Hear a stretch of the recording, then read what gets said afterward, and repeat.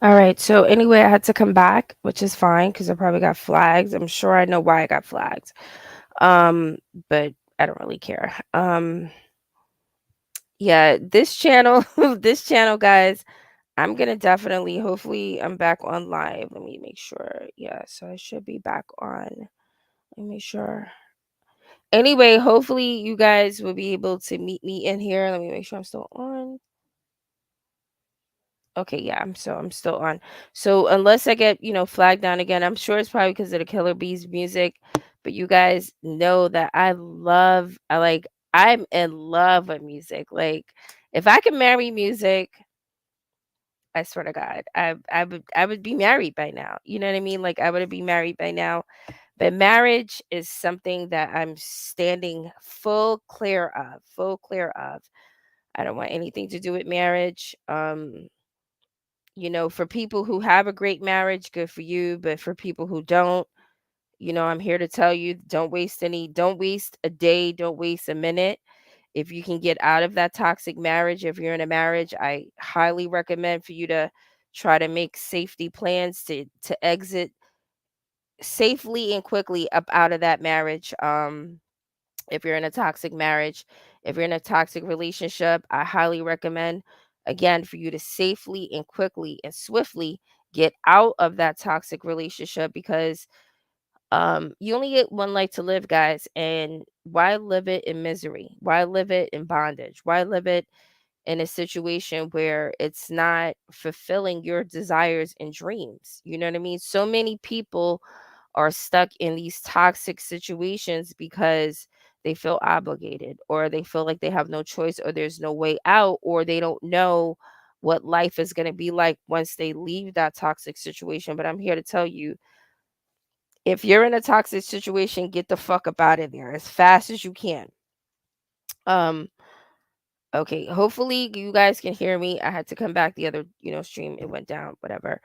But anyway, this is an astrology channel, so I'm here to talk to you guys about astrology, you know what I mean? And I'm so glad that I went through the study that I went through because the stuff that I went through in my past, it was heavy. I'm still going through some debris of energy from my past that I'm still going to have to unfortunately deal with because these people are karmically connected to me. And we have, I guess, some karmic debt to settle, you know what I mean?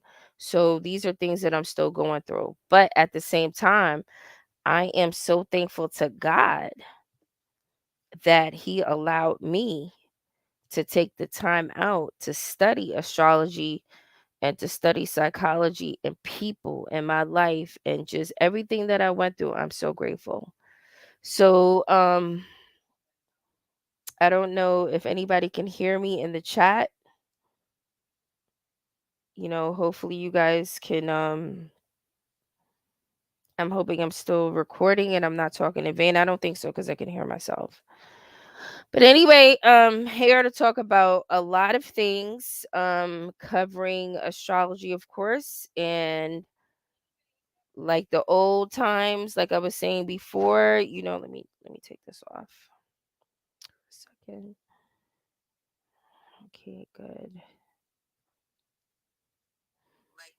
Okay, so I don't know. Okay, so it looks like I'm recording. I can't see anybody in chat. Nobody's talking to me. This is such a weird channel. You know what? This is such a weird channel because not saying for the people who's been down with me, who's you guys been rolling with me and stuff like that. I'm not talking to you guys. I know who you guys are. I've mentioned you guys so many times through the live, but other than that, it just this is like it's sometimes it's like a weird channel, you know what I'm saying? Because you know it's obvious that other people have watched my channel, you know what I'm saying? And I labeled this video spiritual identity theft. Let me explain to you what spiritual identity theft is. Spiritual identity theft is a spiritual crime that other spiritualists make, okay? People in general. Basically what that means is somebody will come And it's not only me, you know what I mean? It's not only me. It's other people that, who are on YouTube. They could be doing podcasts. They Hey, Mia Moore. Thank you guys for letting me know that you are here. Yeah, today I'm going to be talking about a lot of things, guys. Definitely dealing with astrology. So we're going to definitely dive into the 8th house, the 12th house today. I'm going to go over that. I definitely want to go over some degrees.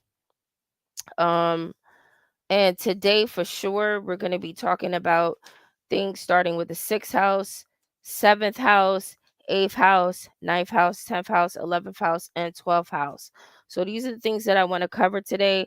So it's gonna be a long conversation, just to let you guys know. So if you're not prepared for that, I highly recommend to bounce, because it's gonna be long, because I don't come on here like that. You guys know that I don't come on my channel like that. Um because I was telling my friend the other day that, people take YouTube and social media like it's a grain of salt, like it's no big deal. Like they could just get on social media, they could put their kids on here, they could talk shit, they could do whatever they want to do. But as I go through life, and as I'm jotting down things that I'm going through karmically and just seeing what other people are going through karmically, I'm taking notes, and I'm starting to realize that, YouTube and social media is a platform, of course, that you can share your life information, just chill and just connect with people.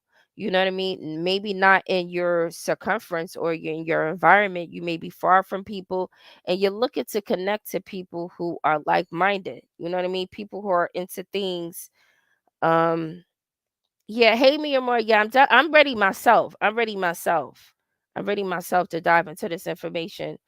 And I was in my closet, and I was like, you know what? I have this big ass astrology book, guys, that I've had for years. And I just pulled it out this afternoon, and I was like, you know what? Let me see what the fuck I had in here. And I opened up the binder, and I was like, oh shit.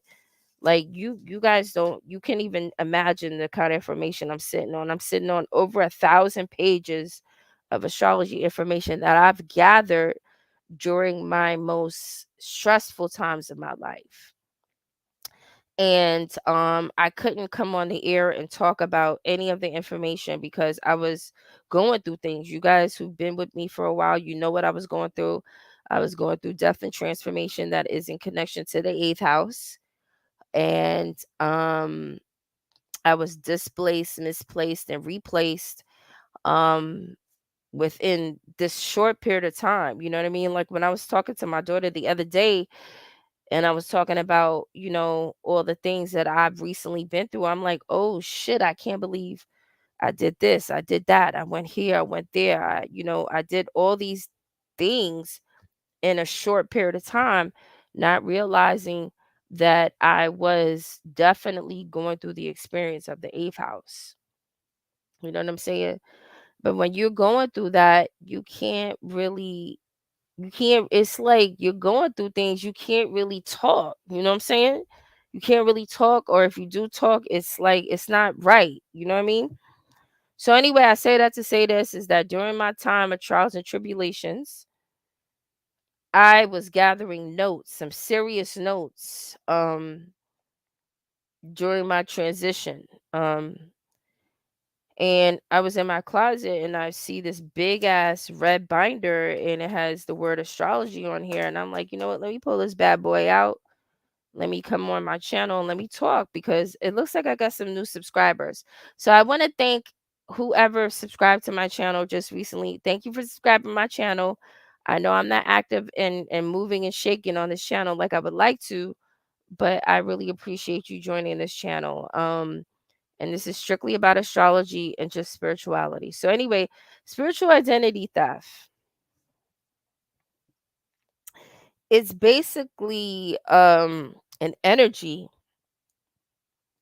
that includes other people stealing your information and making it their own. Okay. And they thieve and they steal other people's information and ideas and wordings and all kind of stuff, and they try to incorporate it into their own and they present it to their audience. Okay, so that's what spiritual identity theft means. Okay, and I noticed that there's a lot of people on YouTube and just social media period that has been talking about spirituality for a very very long time, but for some reason these people are not as popular as some other people who are doing the spiritual identity theft.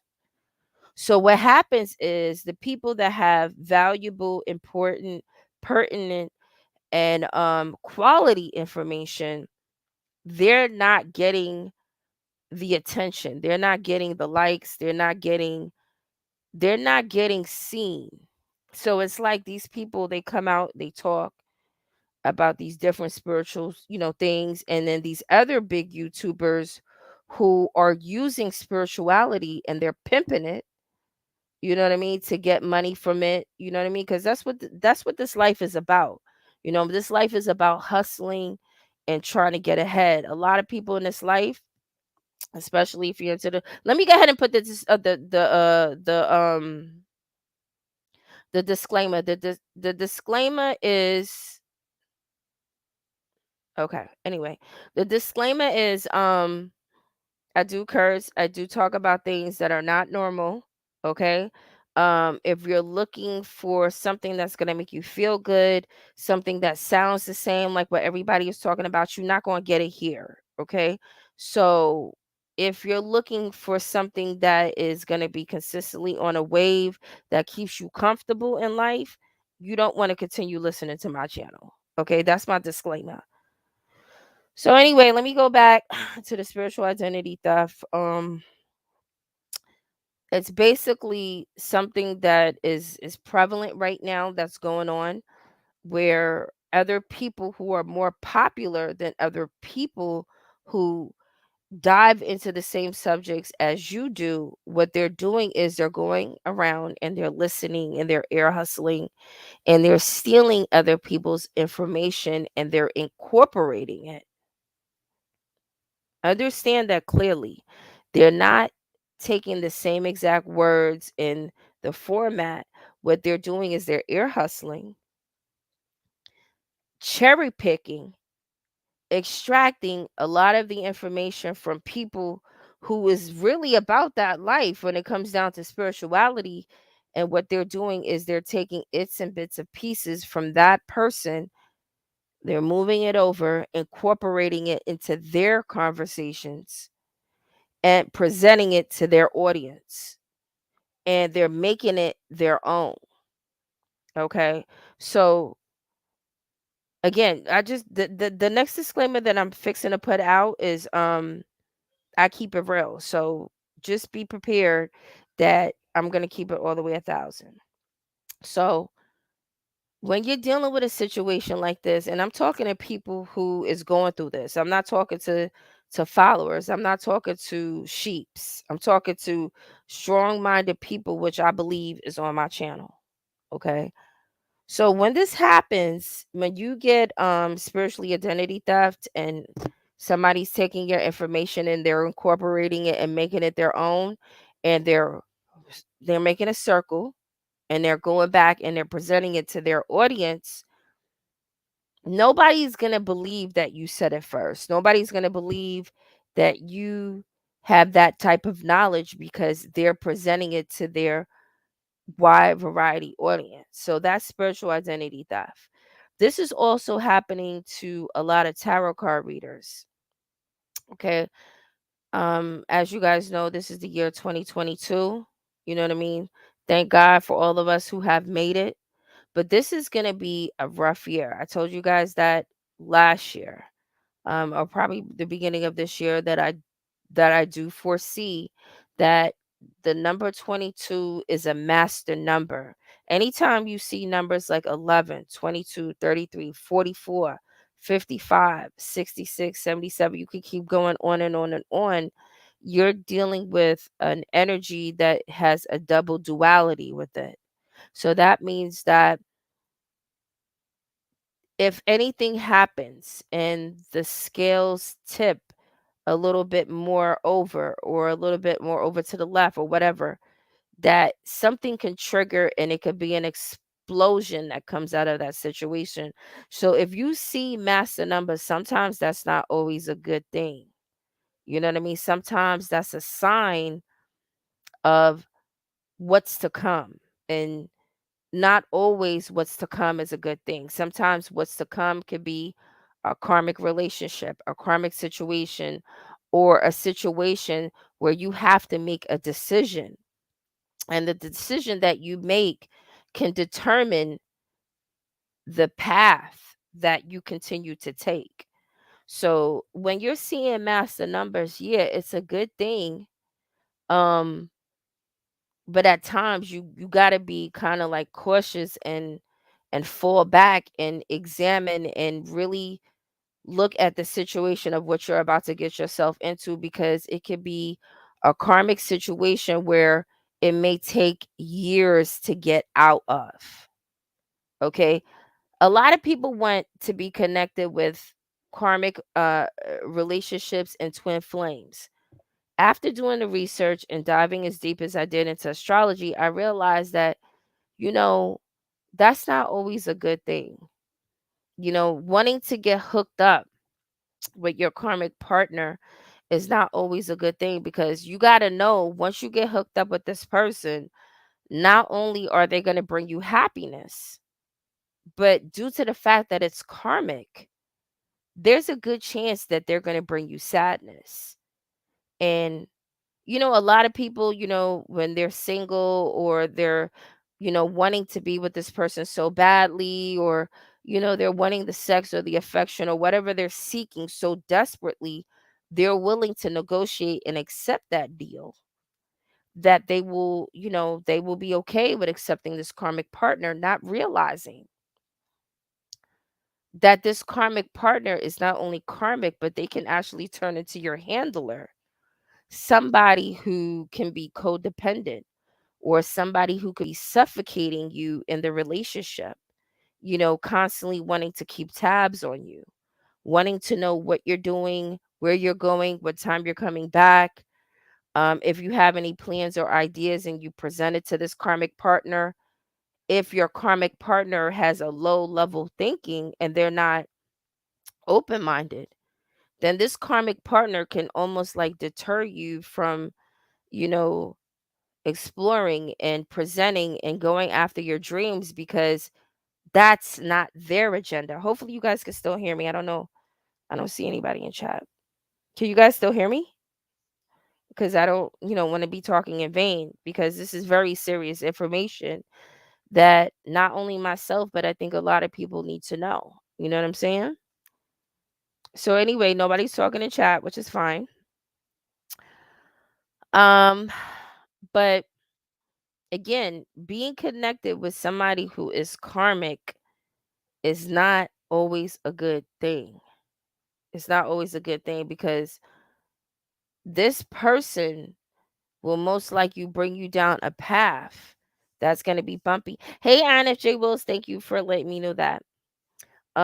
It's not always going to be a good thing. So, dealing with astrology, and as deep as I go through the study, which I definitely have taken a break, which I'm so glad I did, because and like I was telling, my friend who I was hoping that she can meet me on, hopefully she'll meet me on in a little while, because she has some information that she brought up to me, which I think that you guys, would be, excited to find out.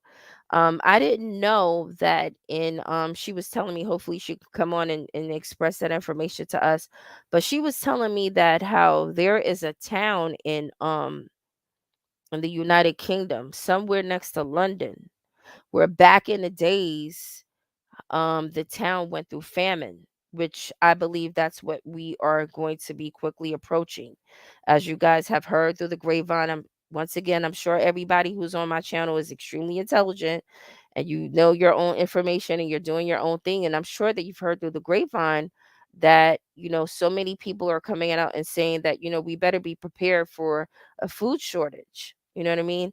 Because they're holding back the trucks because of this whole COVID situation that we're going through right now. Um, but my friend was telling me that how many, many years ago, I guess in the 1930s and 1940s, is that what we're going through now, they went through before. Okay. And in life, you got to understand what goes around comes around. What goes up must come down, as above, so below. So that means that everything that we're going through now, people did it already. You know what I'm saying? The path that we're walking now, people walk that path already. The things that you are going to be experiencing in the future, people have done that already. So I say that to say this is that my friend was telling me that how back in the early 20s, 30s, or whatever, there was a town in London where they went through a food shortage and the water was contaminated. There was hardly any food and stuff like that. And in order to survive, these people had to drink alcohol. And even the babies were drinking alcohol. She said, and the whole town was drunk. Okay.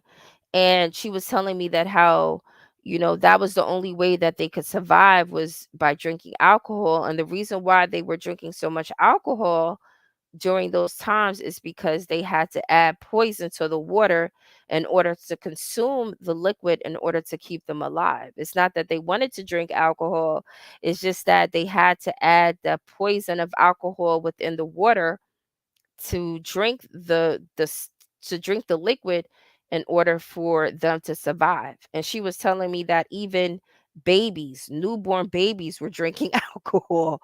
Like and when she told me this, I was like so blown away cuz I was like I never heard the story before.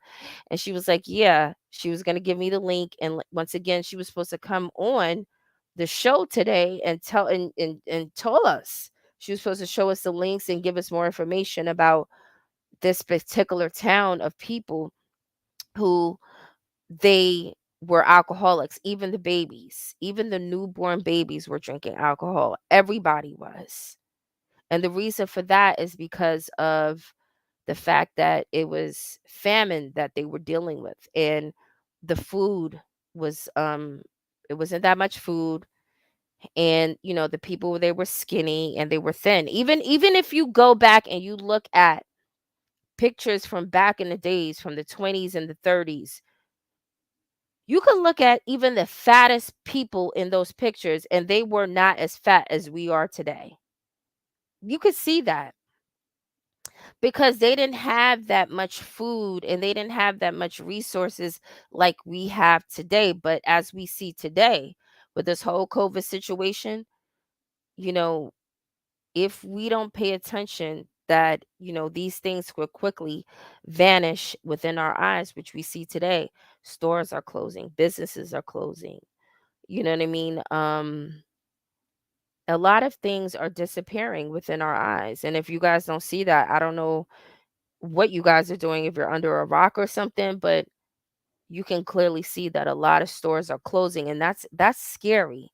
Once you start seeing your neighborhood stores starting to close, you better be prepared for other things to trickle down in connection to that store being closed, because that store being closed within your community is going to affect you. Because if that store closes, now you have to go to another town to get those items. And what happens if that town, their store closes, then you have to go to another town. So you're going to find yourself simply going around the corner for goods to now traveling to another town to, God forbid, we're going to be traveling to other states. And this is basically where we're at right now. I don't know if you guys are seeing this, but this is why they're converting everything to be online. You know what I'm saying? And they're making it more easier to do things online. They want you to be at home. They don't even want you to be outside. You guys already know that this is what this whole agenda was about, right? I mean, this is not what it was all about, but this is what they want. They don't want you outside. I think I talked about this a couple of months ago with this book that I came across when I was going to this place, and it was a book that was staring at me on the shelf, and I picked it up, and when I got home, I opened the book and I was so shocked and surprised to see that I had a book that basically had a whole plan out of where we're at right now. And it all started with those supermarket cards. Remember those supermarket cards, guys, when you used to go to the supermarket and they would be like, "Oh, if you got a supermarket card and you scan it, you can get like some money off on your card. And if you don't get no money off." And then everybody was like, "Well, that's stupid. I mean, I could just ask the cashier to scan her card and I'm still going to get a discount." Not realizing that that's not what it was all about. The card um basically was going to be added onto your signature profile, your digital profile. Um okay, she's about to come on. That is connected to your digital profile. That's basically it's a psychology file folder, basically is what I believe. And this psychology profile will not only have your blood type in it. It will have your eating habits, it will have what you think about, it will have what you're interested in and everything. So once they have that file for you and they know, let's just say, for example, that you're a vegan, let's just say, for example, and you only eat vegan food. And when you go to the supermarket, this is the particular food that you buy because of your key card. They can easily attack you. They can easily poison your food. Why? Because they know what you like to eat. You are part of a program. And the program that you're a part of, you programmed yourself to be a part of that program because of the habits that you have. So once the government finds out that, okay, let's just say, for example, this is the label of your food, you only eat smart foods, you only eat vegan burgers, you only eat this type of food, and you have this certain blood type, these are your thoughts, these are the people that you follow, um everything about you. They have it in a file, in a folder about you. They can easily wipe you out because they know your program. So when I came across that book, and when I saw that book and I was like, "Oh shit, this is their plan." It was far-fetched. I was like, there's no way that people are going to fall for this because people are way too smart for that. You know what I mean? To fall for this okey doke, for this game. But as time goes on, even now, guys, for those of you out there who haven't fell for the okey doke, you clearly see the government's plan. Um, you can't believe there's so many sheeps in this world. You're like, it's obvious the government is like, they're gonna kill you off. Like, can't you see it? It's like, I don't know what happened to the people. It's like people can't see or something. You know what I'm saying? All these people that I remember back in the days who used to go around bragging about how smart and intelligent they was and they knew about this, they knew about that. You see these same people talking about how they got their third and their fourth shot. You know what I'm saying? I'm like, wow, what happened? Used to be so intelligent, you know what I'm saying?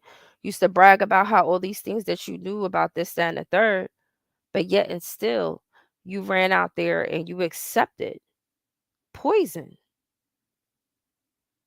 from the government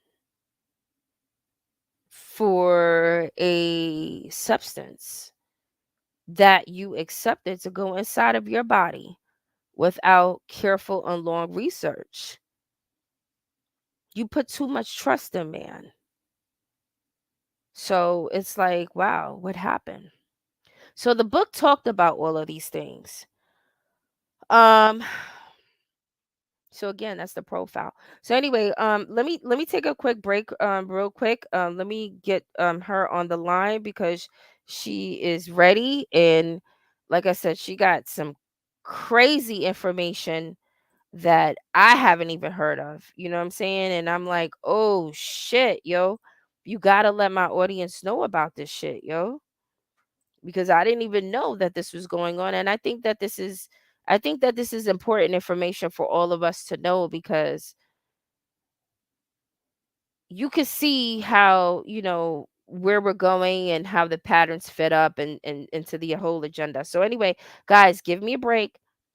Let me go ahead and send her that link so she can come on here and tell us some information that I fucking never heard of, that I think that it's going to be important, pertinent for all of us. And then also, I want to dive into the eighth house, like I said, the seventh house, the ninth house, the 10th house, and all this information that I had set to the side. Um, that I wanted to talk about that I never got a chance to talk about. So, guys, give me a few minutes. Let me run to the bathroom and let me send this girl this link. I'll be right back.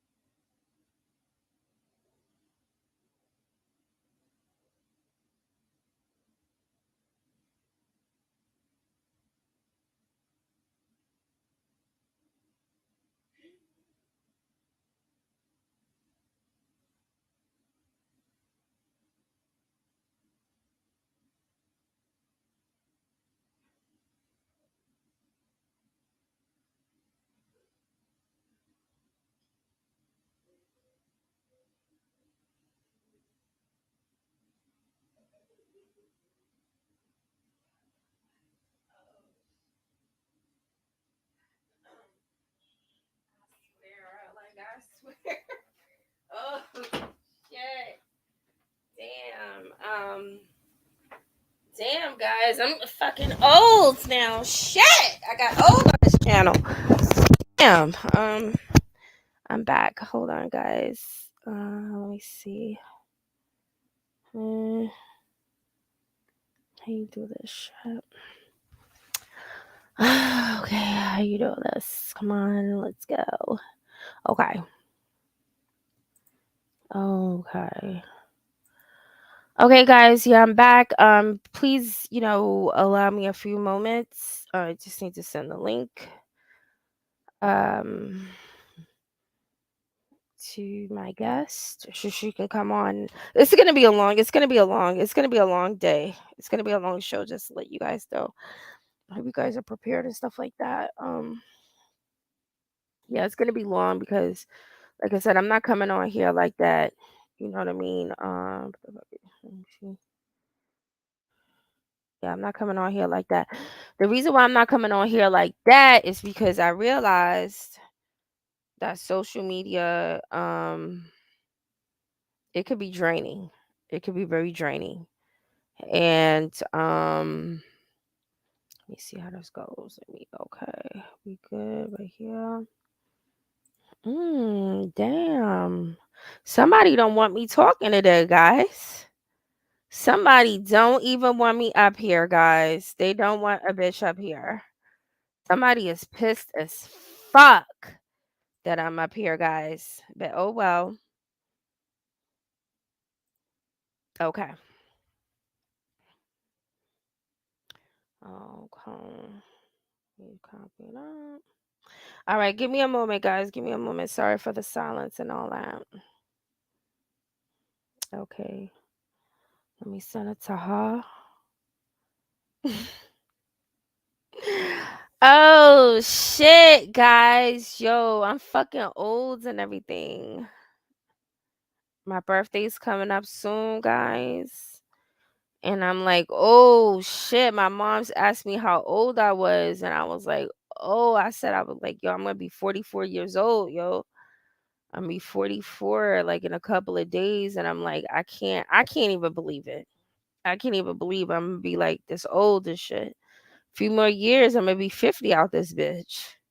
You know what I'm saying? God sparing my life. You know what I mean? And I'm like, wow, I fucking grew up on fucking YouTube, all the stupid ass shit that I've been through. So when I'm up here talking, I'm not really up here talking shit like that. I mean, it's real facts of what I'm talking about. Let me go ahead and share my screen. Let me see. Whew. Anyway, so much to talk about. I might be all over the place. Guys, hold me down. Okay. Hopefully we back on the scene and all that. So let me tell her. Mm.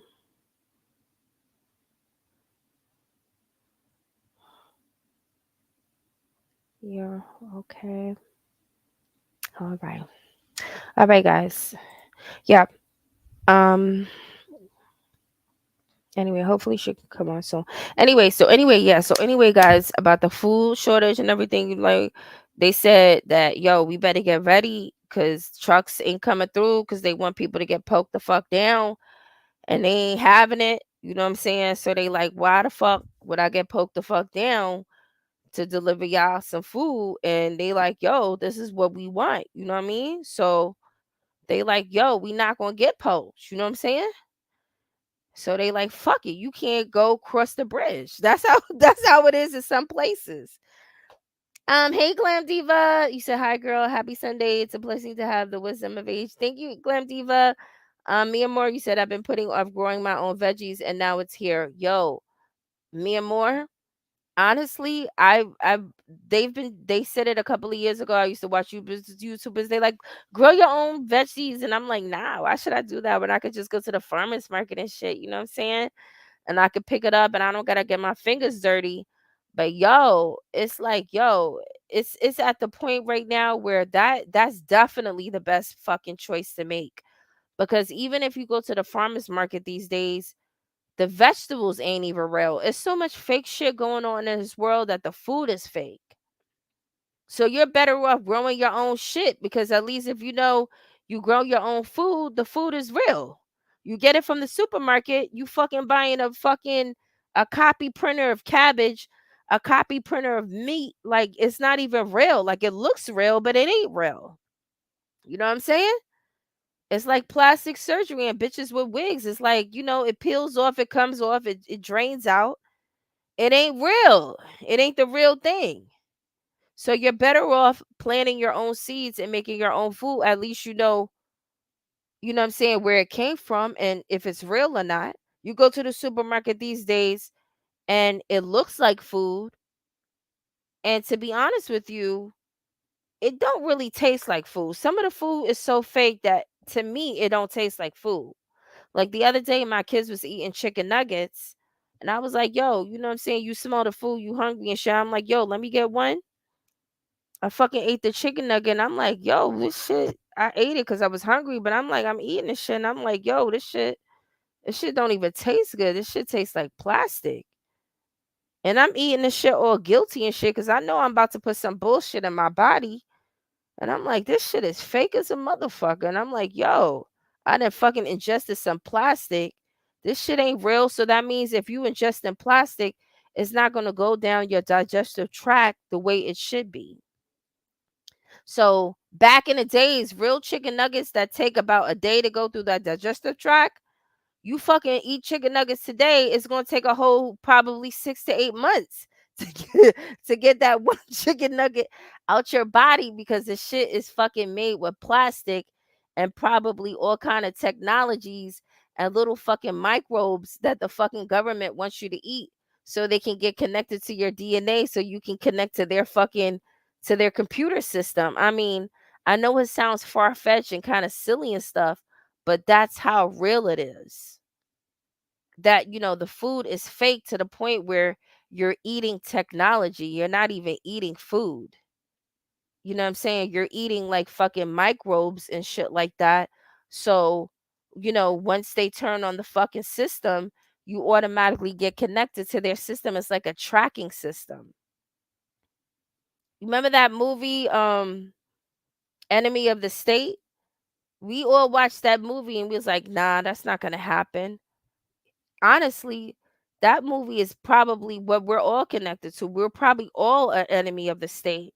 There's nothing that you can do in this life these days, really, without really getting caught. The only way you're going to get caught, the only way you're really not going to get caught within the system is if you've always been without out of the system.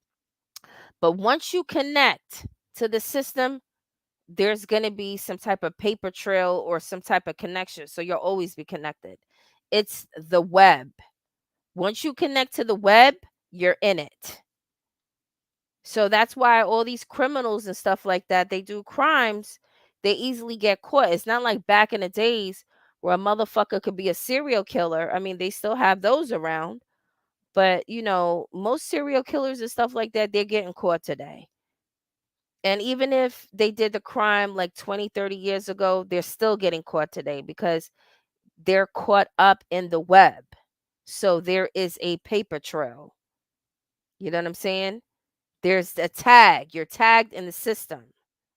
So for those out there who think that they're sneaky, they're going through the back door, they're using these fake ass profiles and these fake ass usernames to try to spy on other people, you're only fooling yourself, because at the end of the day, if anything happens, you're going to get caught because everything is in the system.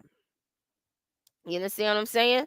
So the only person that you're fooling is the person that you're stalking, but you're not fooling the government in 2022 because everybody is caught up in this web.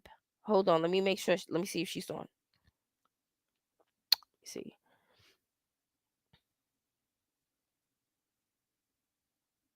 Okay, I'm gonna wait for her. Yeah, so you're caught up in the web. And okay, so hey Robbie Sink, you said ENTJ Capricorn ascendant. Oh, okay. So Robbie, are you a Capricorn ascendant? Because if you're a Capricorn ascendant, I could talk to you about your energies if you like. Okay, let me see. Okay, let me know.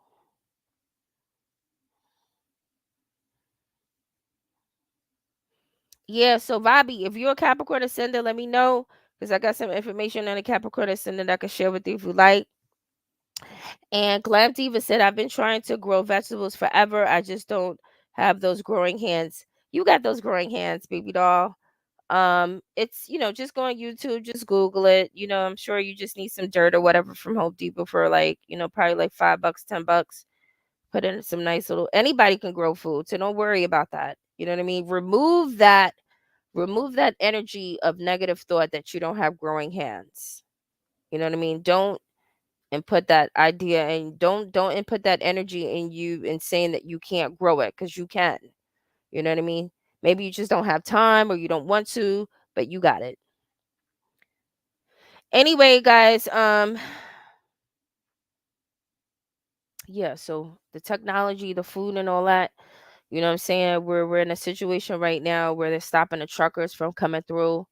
You know what I'm saying? They're saying that they can't deliver the food because they don't got like the third and fourth shot, which makes absolutely no sense to me. And like I was laughing with my friend the other day, because in New York City, they're fixing a fire over 4,000 New York City employees who have been on the job for 10, 20, 30, 40, ready for retirement years. And their back is against the wall right now, because the government is requiring that they take the shot. So they gave them an extension because the people stood up in New York City. You know what I'm saying? A lot of New Yorkers are not dumb, so they didn't fall for the okey doke. So they was like, "Fuck it, you're not going." You know what I'm saying? You going to tell me I can't work? Fuck it, I got like 100 hours of sick time. They was like, you know what? Let me go ahead and put my sick time in and spend time with my family, because you only got one life to live. Because if anything happens, you're gonna look back and say that you should have been took a vacation and spent time with your family, because the job is not worth that much. So they're like, you know what? Fuck it. I'm gonna put my sick time in, and they took a break. And the city, the garbage started to pile up in the city. And that's when they had to retrack and say, okay, we're gonna give you an extension. You have until the end of January to get the shot. And still, we're still going through this back and forth thing with the New York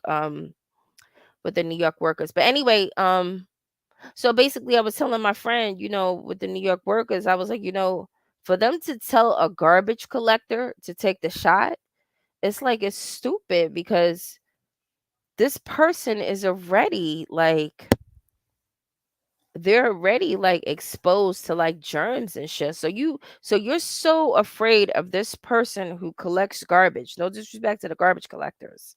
We love you. I appreciate you.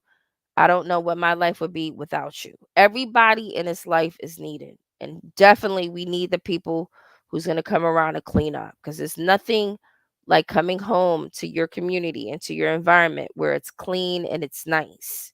So everybody is respected, appreciated, and welcome. And I treat everybody on the same level. I don't care what kind of fucking job you got. Everybody is welcome and needed. Without everybody, nothing will be sustained. Okay. So, no disrespect to the garbage collectors, but when I heard that they had the garbage collectors on some shit like, yo, if you don't take this thing that we want to inject in your body that we haven't had on the market for more than a year, if you don't take this, you can't pick up the garbage anymore. So the garbage collectors was like, word? I've been picking up all this shit, and now you telling me if I don't take this shit, this new shit that you just came out with, if I don't take that, I can't pick up your shit anymore. They was like, fuck it, I don't give a fuck. Fuck it then. Pay me out, yo. Give me that 401k, give me my RRA, give me all my sick days and everything else, and I'll do something else. I've been picking up shit for the last 10 years. I don't need to pick it up anymore. So that's the situation that we're in right now, guys. So these people are dealing with that, and the food truckers, they're dealing with that. And now they're telling them if they can't, if they don't have this, then they basically can't ride across state lines and deliver the food to us. So now we're in a situation right now where shit is running thin. It's running out. Hold on, let me see. Ah, hold on.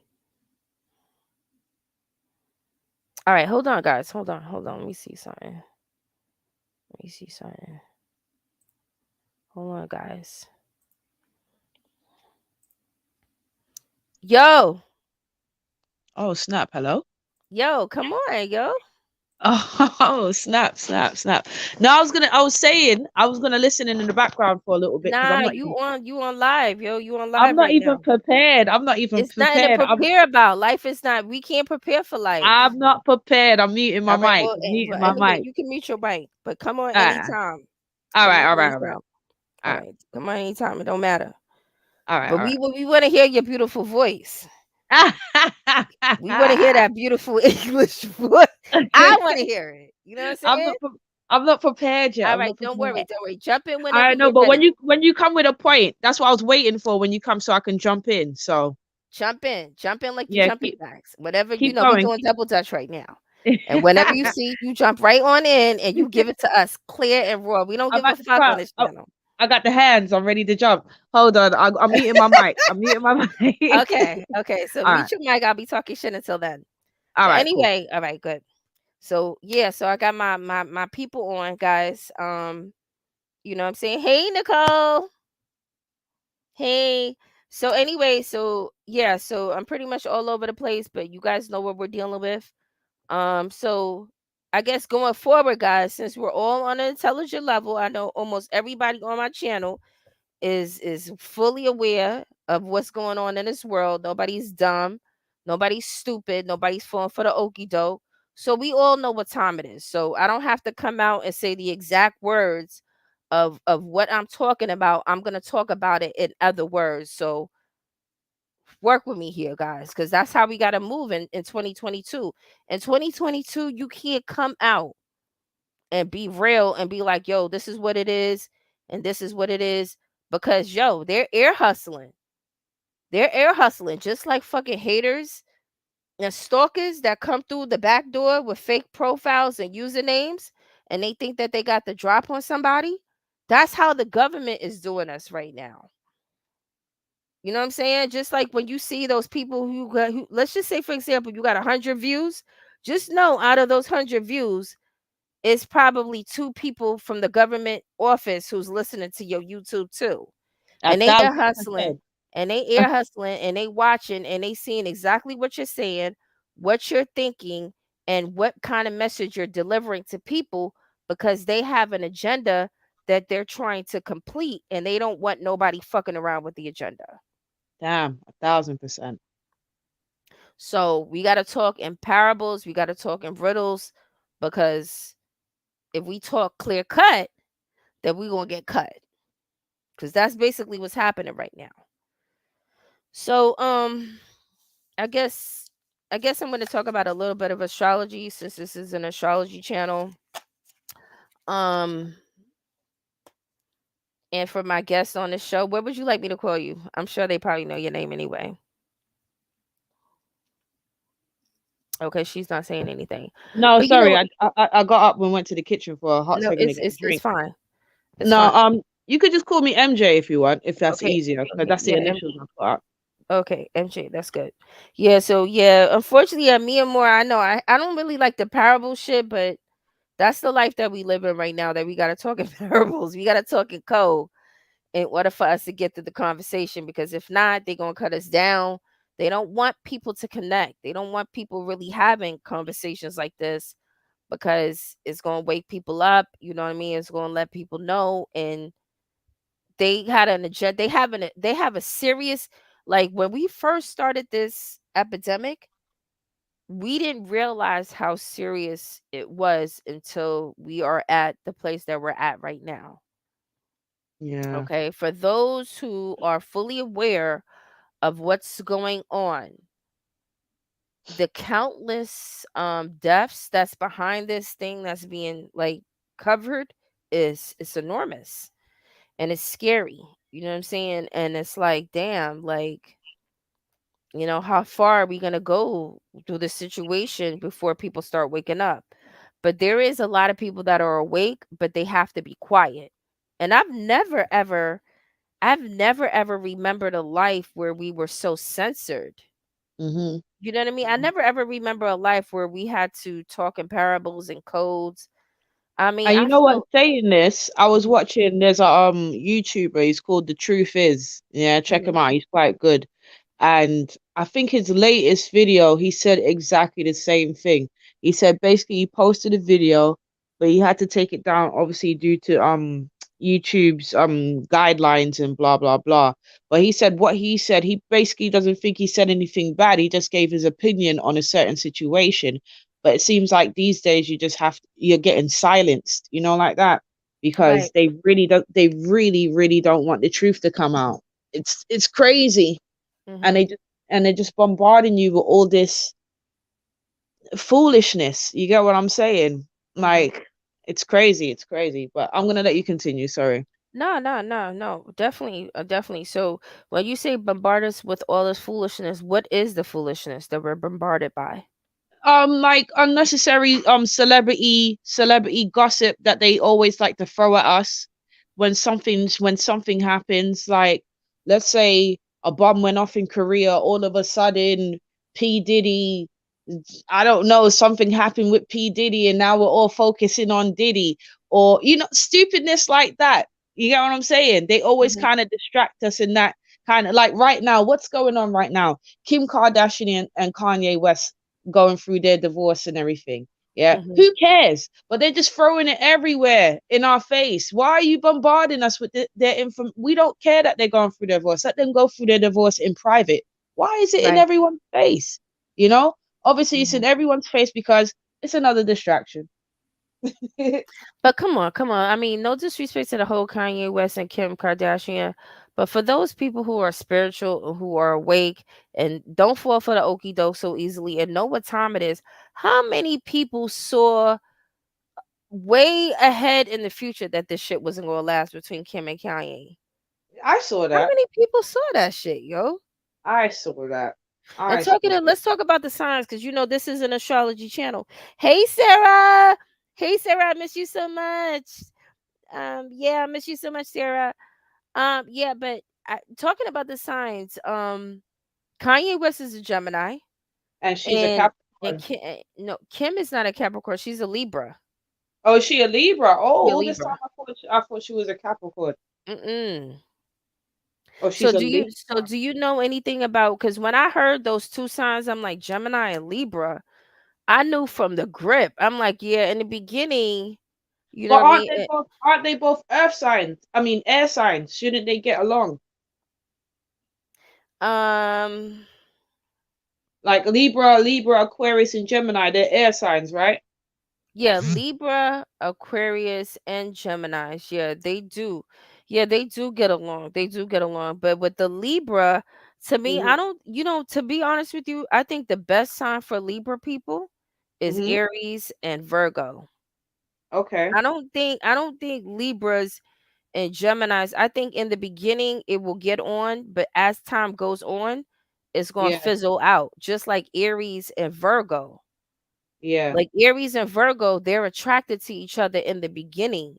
Yeah. But then as time goes on, anybody that really knows really deeply about astrology, they'll know that the chances of you lasting in a relationship is going to be thin at the end. In the beginning, it would be good. Like some signs, they should only get together for a fling.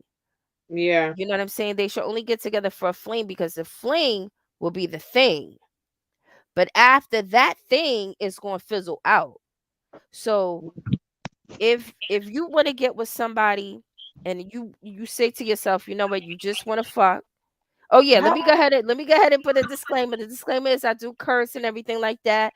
So for Mhm. anybody who's Christian or you a nun or a priest running around here, you better You're not run on the because right this show. is about to get raw. But anyway, like I was saying, Mhm. if you want to get with somebody and you just want to get that pussy wet, Mhm. you know what I'm saying, and you want to get your dick, you want to release from the dick. Yep. The fling is what you want to do, and that's just only the only thing that you need to be concerned about. So Mhm. when you get with certain signs, you need to let them know, like, yo, check this out. I just want to fuck. Yeah. I don't want nothing else. Yeah. Tell the Yeah. person that up front. Yeah. All these Yeah. games, running around, gaslighting, holding up people on dates, not calling back, acting too hard to get, being the Jesus. runner and the chaser, all that shit is high school shit. Yeah. If you an adult like me and you just want to fuck, just say it. I just want to fuck. I know, but I it's don't easier want said nothing than else. done Yo. I don't want because nobody calling me 2 and 3 times a week, two or three times a day, asking me what I'm doing, how I'm feeling, where I'm going, what I'm doing, what time I'm going to bed. Stop clocking me. mhm. Stop clocking me. You know what I mean? And I think that has a lot to do with codependency. And like I was telling you the other day, that I Yeah. think in our life, especially us as black people, I think that, period, it doesn't matter if you're black or white. I think in general that, people have been raised to be programmed to get into relationships with people and automatically like become codependent or try to lock them in a situation. Mhm. You know what I mean? So you have people today who get into relationships and they got them so locked into the relationship that it's almost like a marriage. You know what Yeah. I'm saying? I mean, you're single, you're not married to this person, you're not even engaged, but the way that the relationship is working is as if you guys are married. Mhm. You know what I mean? And I think that as a society, we were programmed to Be there. handle relationships like that, and that's not how relationships should be handled. And Yep. a lot of men, to be honest with you, I feel that they go along with this game because they just really want to get the pussy. They don't really want to be with the chick. You know what I No. mean? They just want to fuck. And to be honest with Yeah. you, but they gotta pretend and act like they really with her just so they can keep tapping those skins. You Yep. know what I mean? but they know in deep down in their heart that they don't really want to be with that female, but they run the game. You know what I'm Yep. saying? They run a game, and it's not good to run game on certain people because not everybody will feel comfortable with the end game. And Yep. the end game is I just wanted to fuck you in the beginning. I don't want to be with you at the end. Yep.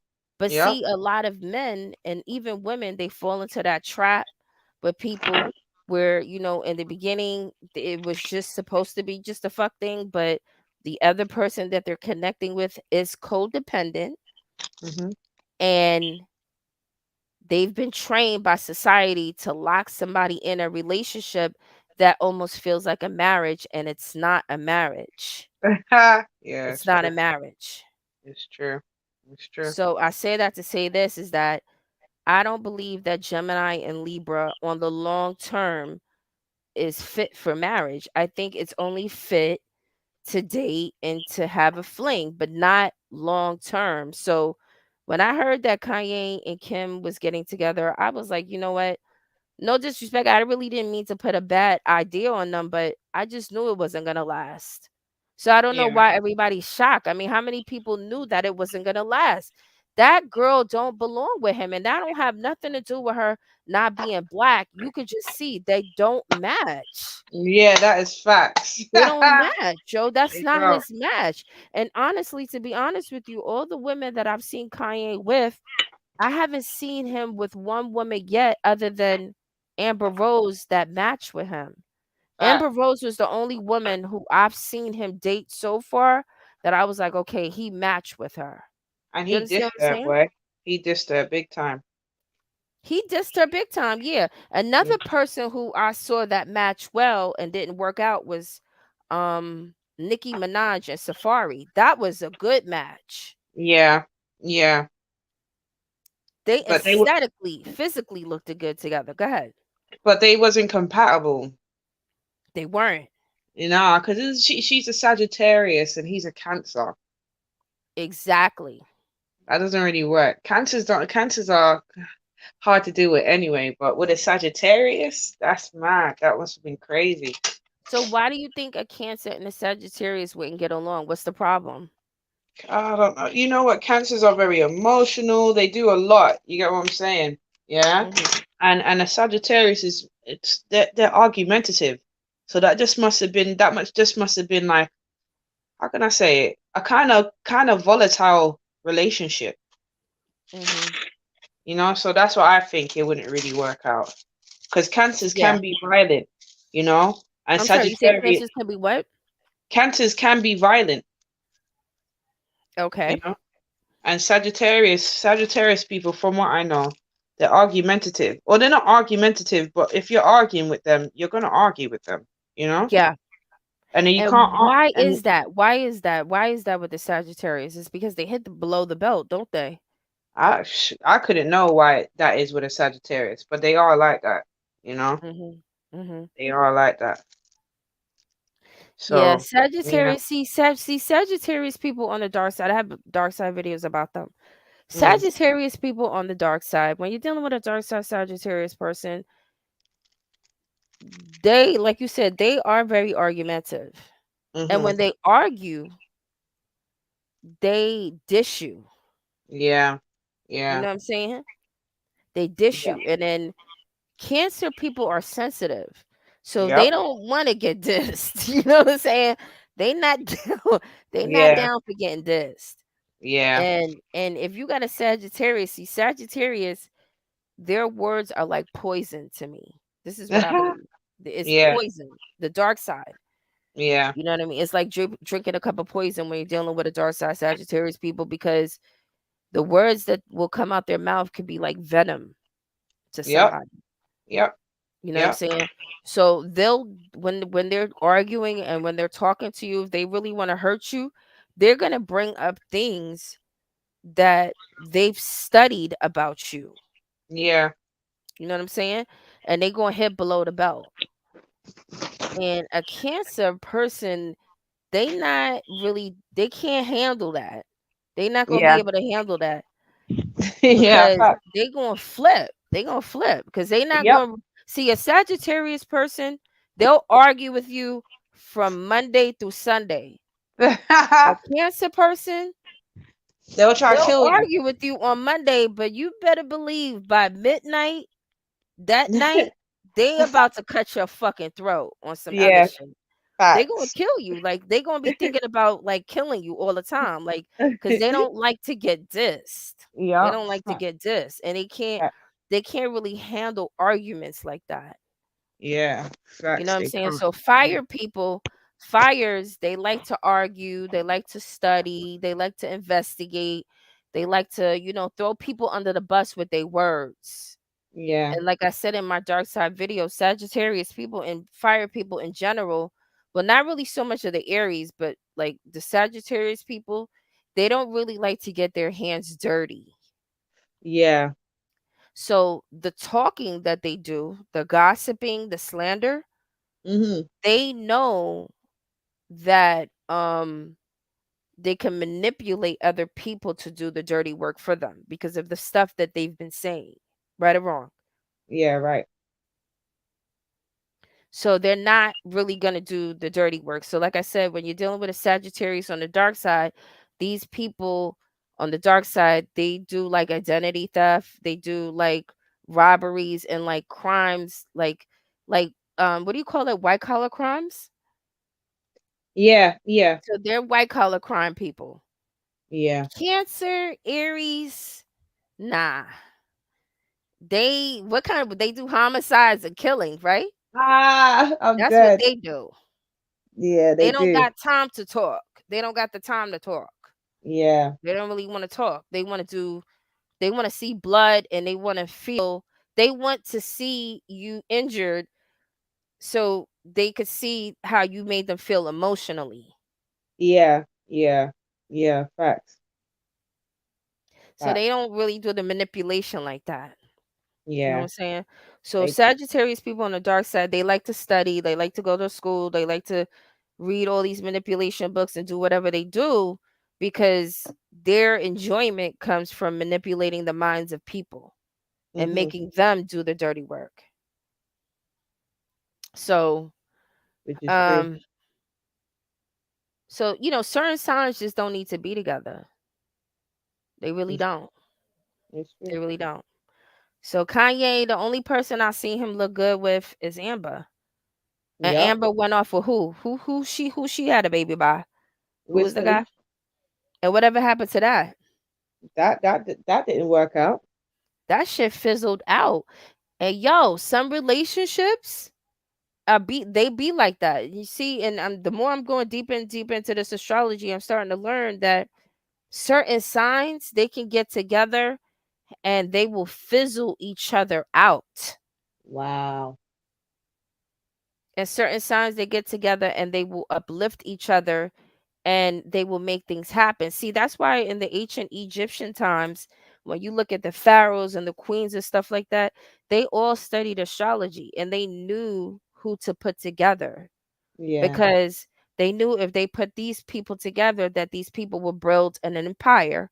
If you put these people together, jealousy and envy and anger and all kind of underhanded shit will come about within the relationship, and one person in the relationship will try to take that person down.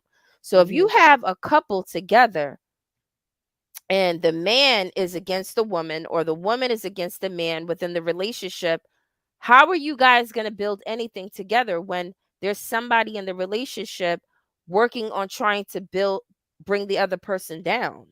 You understand what I'm coming from? Yeah. How Yeah. is that? How are you guys going to build anything together when somebody within the relationship has an agenda to bring that person down? You can't build with a person who has an agenda to bring you down within the relationship. Mhm. That is facts. If you're laying up in the bed with somebody every night and that person has another plan to bring you down, what castle are you building? Nothing. Nothing. You're setting yourself up for disaster. That's what you're doing. Trust me. That is a setup for disaster. If you're Mm-mm. laying in a bed with a man or a woman who's whispering in your ears sweet nothing and telling you how much they love you, how much they're supporting you. And then as soon as you turn your back, they're over there cheating on you with somebody who won't like you. How is that person going to help bring you up? Mhm. Could you Mhm. explain that to me? The person can't, obviously. You have a snake in your bed. Mhm. You can't build nothing with a snake in your bed. So when certain signs get together, you got to know that off the grip that it's only for a fling. It's not really for a long time thing. So the whole Kanye and Kim, it's bullshit. Because we all know that it wasn't gonna last. The girl doesn't match with him. They don't even match. You could tell Yeah. that they don't even have the same style. Even though he's a designer, she has a totally different design than he does. Mm, mm, I mm, can't mm, even I can't even you know how some people you look at some people and be like, "Damn, I know they be fucking good." mm. I can't even see that with them. I You can't know, like it's true. I It's can't even see true. that. It is true. You know It what I'm is. saying? Like some couples you see, you be like, yo, as soon as they go home, I know he getting on top of her. You know, the chemistry be real, but they don't It's even look like they hot. have any chemistry. It's just like it just This seems so nigga was awkward. running, he was laying in a cold bed every night with her. Down. It was Mm. a cold bed with that girl. Down, down, down, down, down, down, down, And she down. was tired of him. She didn't want him. We all She, seen it. nope. She just wanted to create like she just wanted to be the Jay-Z and Beyonce, like the Kim and the Kanye. Like that's all it was. Ooh, that's right. That's real. That's exactly. Ooh, that's real. Cause remember, that's what they wanted. Yup, that is That's right and exactly. exact. They wanted to be Jay-Z and Beyonce. They wanted to be bigger than them. They was doing everything they could. Like Mm-hmm. it was whack. It was so orchestrated. It was so orchestrated, man. Damn. And it And what failed. cool? Yeah, it fails, man. It It fails. failed. It failed. Fails drastically. Drastically. Mm, mm, And you know mm. what? With that being said, the other day I was thinking about something, and this is something a lot of people should know. This has something to do with swingers. You know about swingers, right? Mhm. When single people go to the club and you Mhm. know, and they go and they fuck a wife and a husband and shit like that. Yeah. Um, and I said, guys, for those who are listening right now, you guys know I talked about the vampire stuff and stuff like that. But I want to come back and I want to talk about vampire couples because there Mm, is some couples out there that they use other people to keep their relationship alive. You yeah. understand what I'm saying? So for example, like let me give you an example. Like for instance, like a man, he would be in a marriage that he can't get out of. You know what I mean? Let's keep it real. Mhm. A lot of these men are in marriages that they cannot get out of. That's just facts. Yep. Yep. These men know that if they get out of the toxic marriage, it's like being married to a dark wife. And I said Mhm. I was going to do a show on the dark wife and the dark mother. But when a man is married to a dark wife, he can't get out that relationship Yep. because he knows that if he gets out that relationship with the dark wife, that he's going to be sued. He's probably going to lose everything that he has. Mhm. Mhm. And if he doesn't lose everything that he has, he's going to definitely lose, guarantee 50% of his finances and everything that he has. That's a Mhm. guarantee. At the minimum, he's going to lose 50%. He's going to Yep. lose 50% custody with his kids. Mhm. He's going to lose 50% of his finances. He's probably going to lose 50% of his friends if he loses this woman. Mhm. He's going to gain a lot of enemies if he leaves this toxic relationship with this dark wife that he's married to. So the truth is a lot of men are married to dark women and they can't get out of it. So they are married to a dark wife. And when you're married to a dark wife, what the husband will do, since the fact that he knows that he can't come out the relationship, he will cheat. Mhm. So when he cheats on his dark wife with somebody else that he really does want to be with, this triggers the dark wife. Yeah. to all of a sudden get her shit together. Okay, I hear that. So now the dark wife, she goes from walking around in, just raggedy ass clothes, not doing her hair, not taking care of herself. But due to the fact that she found out that her husband, that she's a handler over, Mhm. is interested in somebody else and he wants to get out the relationship, but he knows that he can't leave because he's married to a dark wife. What she will do is she will become the competitor with the side chick. And this is something to do with the swingers. Yeah. So what they will do is they will now, in turn, both of them will come together like Bonnie and Clyde and use the single woman or the single man as a succubus to pull their energy so they can revive their relationship. I know it's not I'm dead. it sounds crazy, don't it? No, it's Right. not crazy. It's not crazy. But It's I'm not telling you, crazy. it's everything with spirituality, and these are the things that I have been studying. It's called the dark But when wife. you say dark wife, what do you mean by that?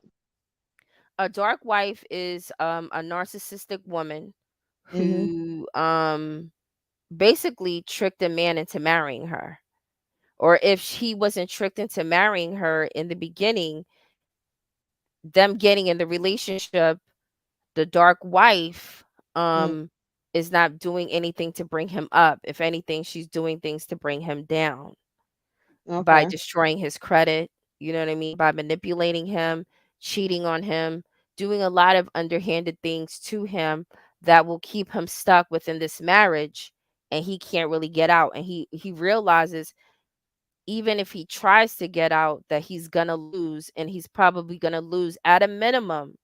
At a minimum, at the very very minimum is 10%. But when you're Mhm. married to a dark wife, at the minimum it's going to be 50%. I heard that. So that's what a Oh, dark wife is. okay. Fair enough. You know what I Fair mean? But we haven't covered that too much on this channel. Um, but how did we how did we get to the dark wife? You was talking, I was listening. Shit.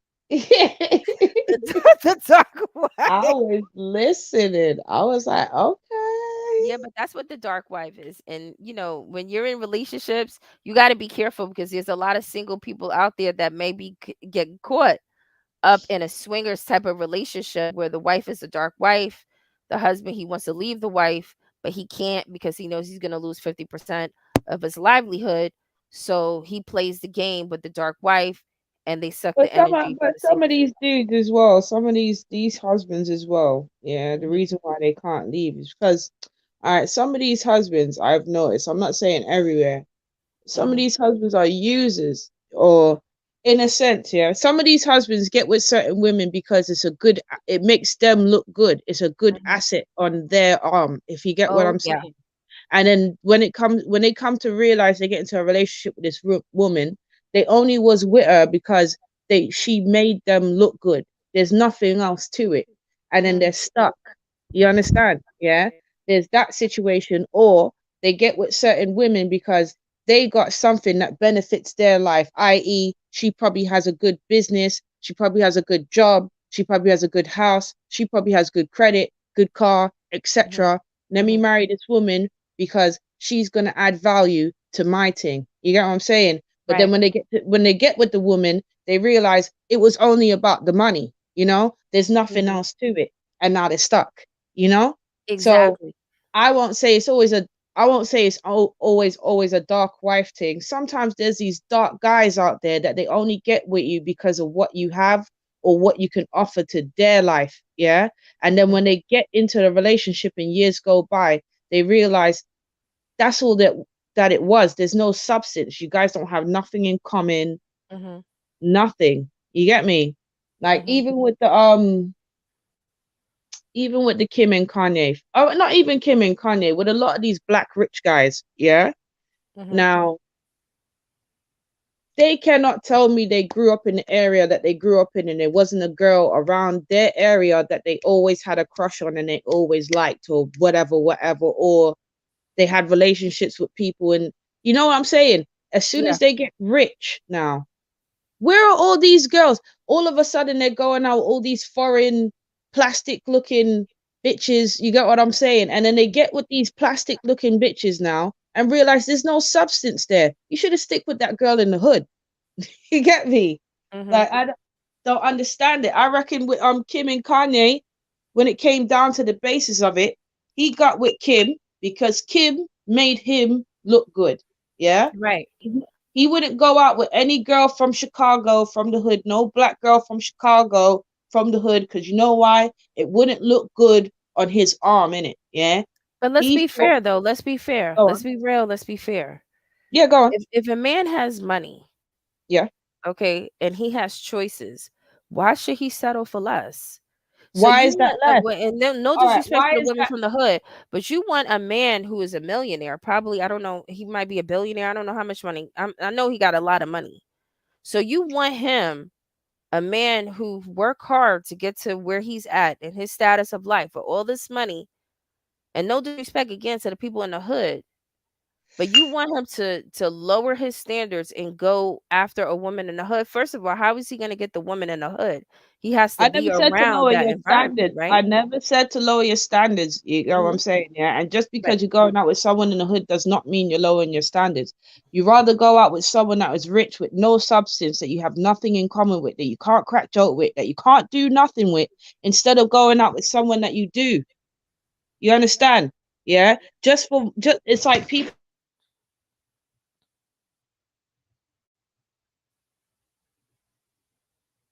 Can you still hear me?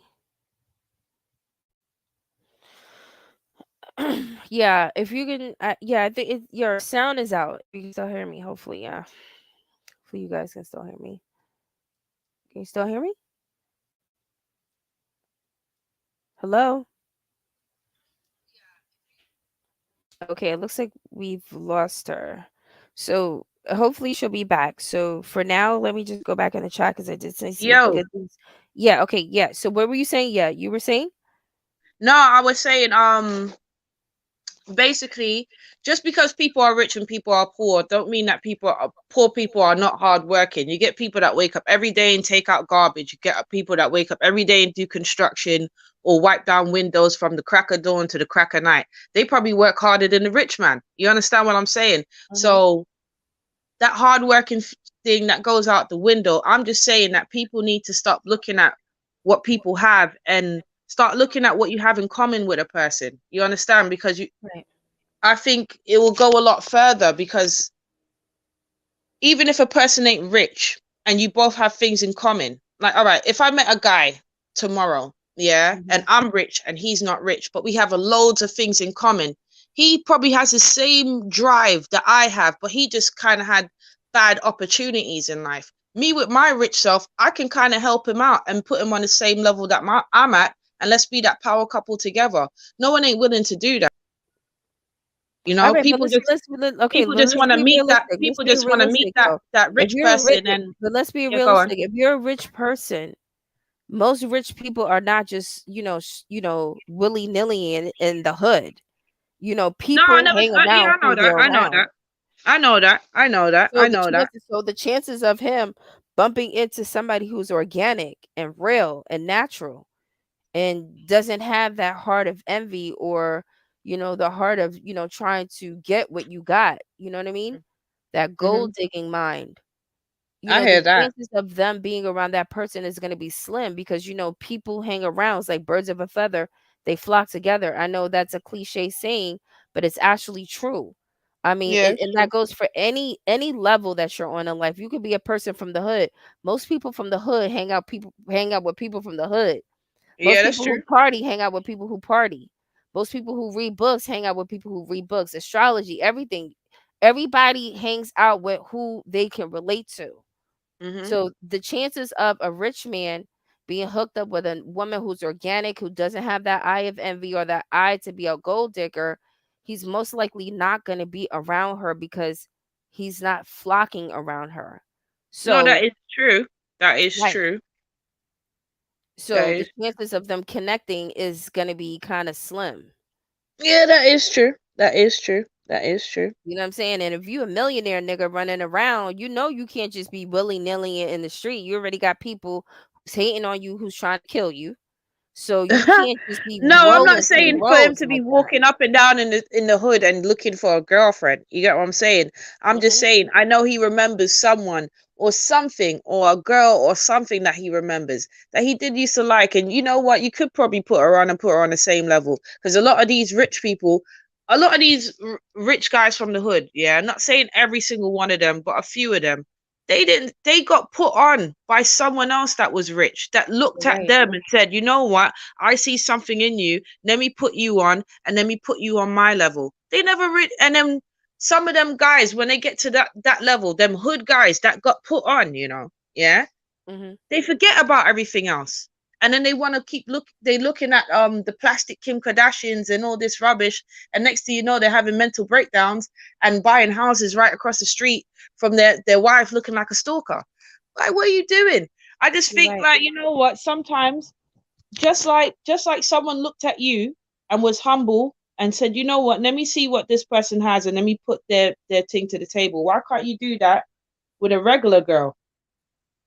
You know what? You're right. And I think that a lot of rich men and people who are of the level would be much happier. And INFJ Will did say he said he had someone organic and real, but he dumped her.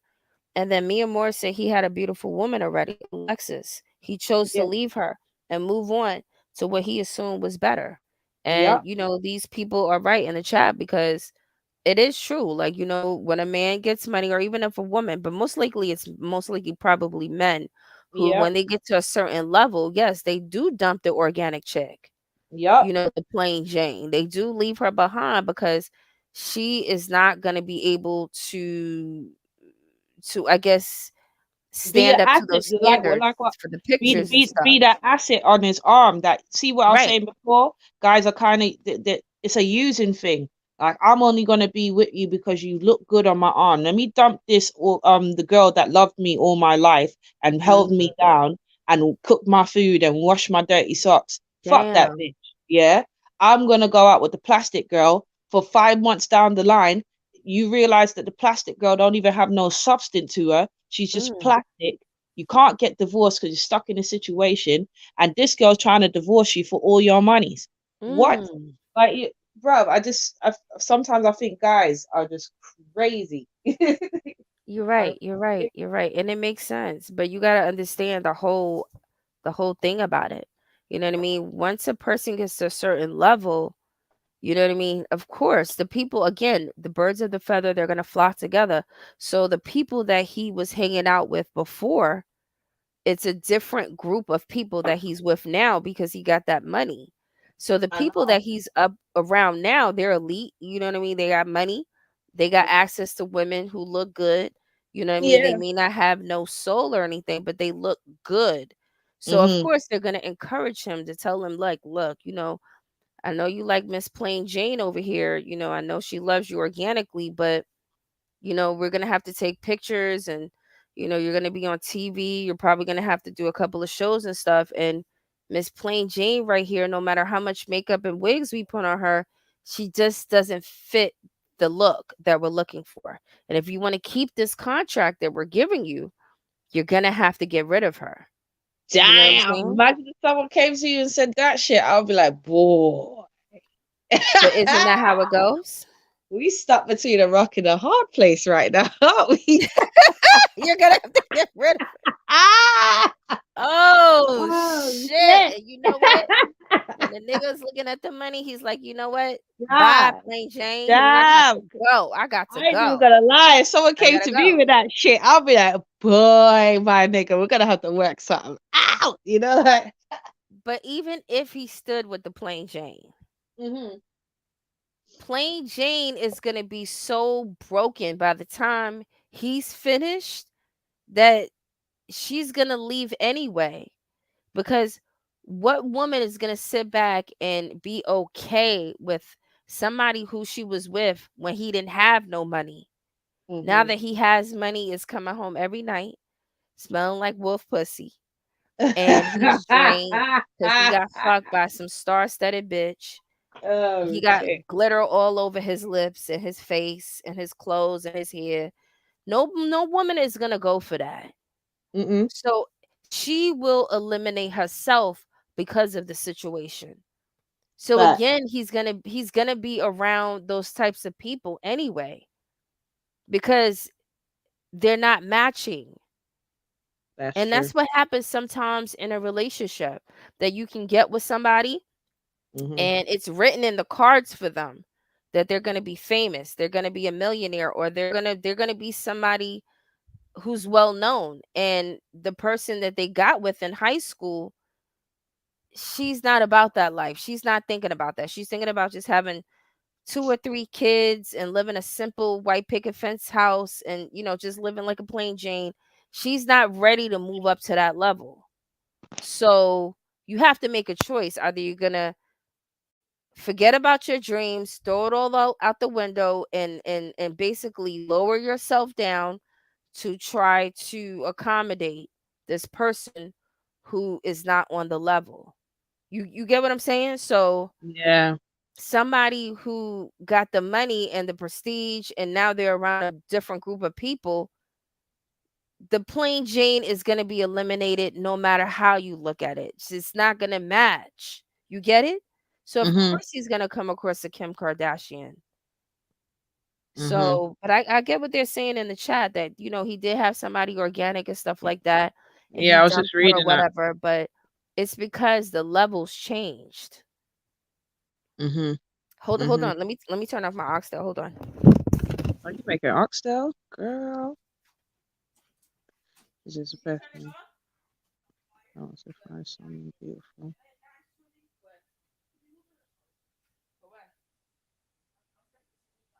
In a minute. Hold on. I'm almost done, kid. Mm. Yeah. Can you hear me? Yeah, I can hear you. Yeah. So anyway, let me see. Let me see what he said. And you can see the chat, right? Yeah, I can see it. So Glam Diva said that's not true. Denzel Washington kept his wife and still became multi-successful and a sex symbol. Yeah. So yeah, Yeah, he did. yeah, he did. And He did. that's why we all love Denzel. But come on, let's be real. You don't think Denzel tapped a few, you don't think he tapped a few? I think he did, you know. Denzel was Denzel, you know. Don't Come piss me on, man. off. Not Denzel. What? He did, baby. What? When he was in his Yes. prime, don't piss me off. Mm. Mm-hmm. Mm. Yeah, Has so one fine chocolate man. man, and But you know he was getting it in.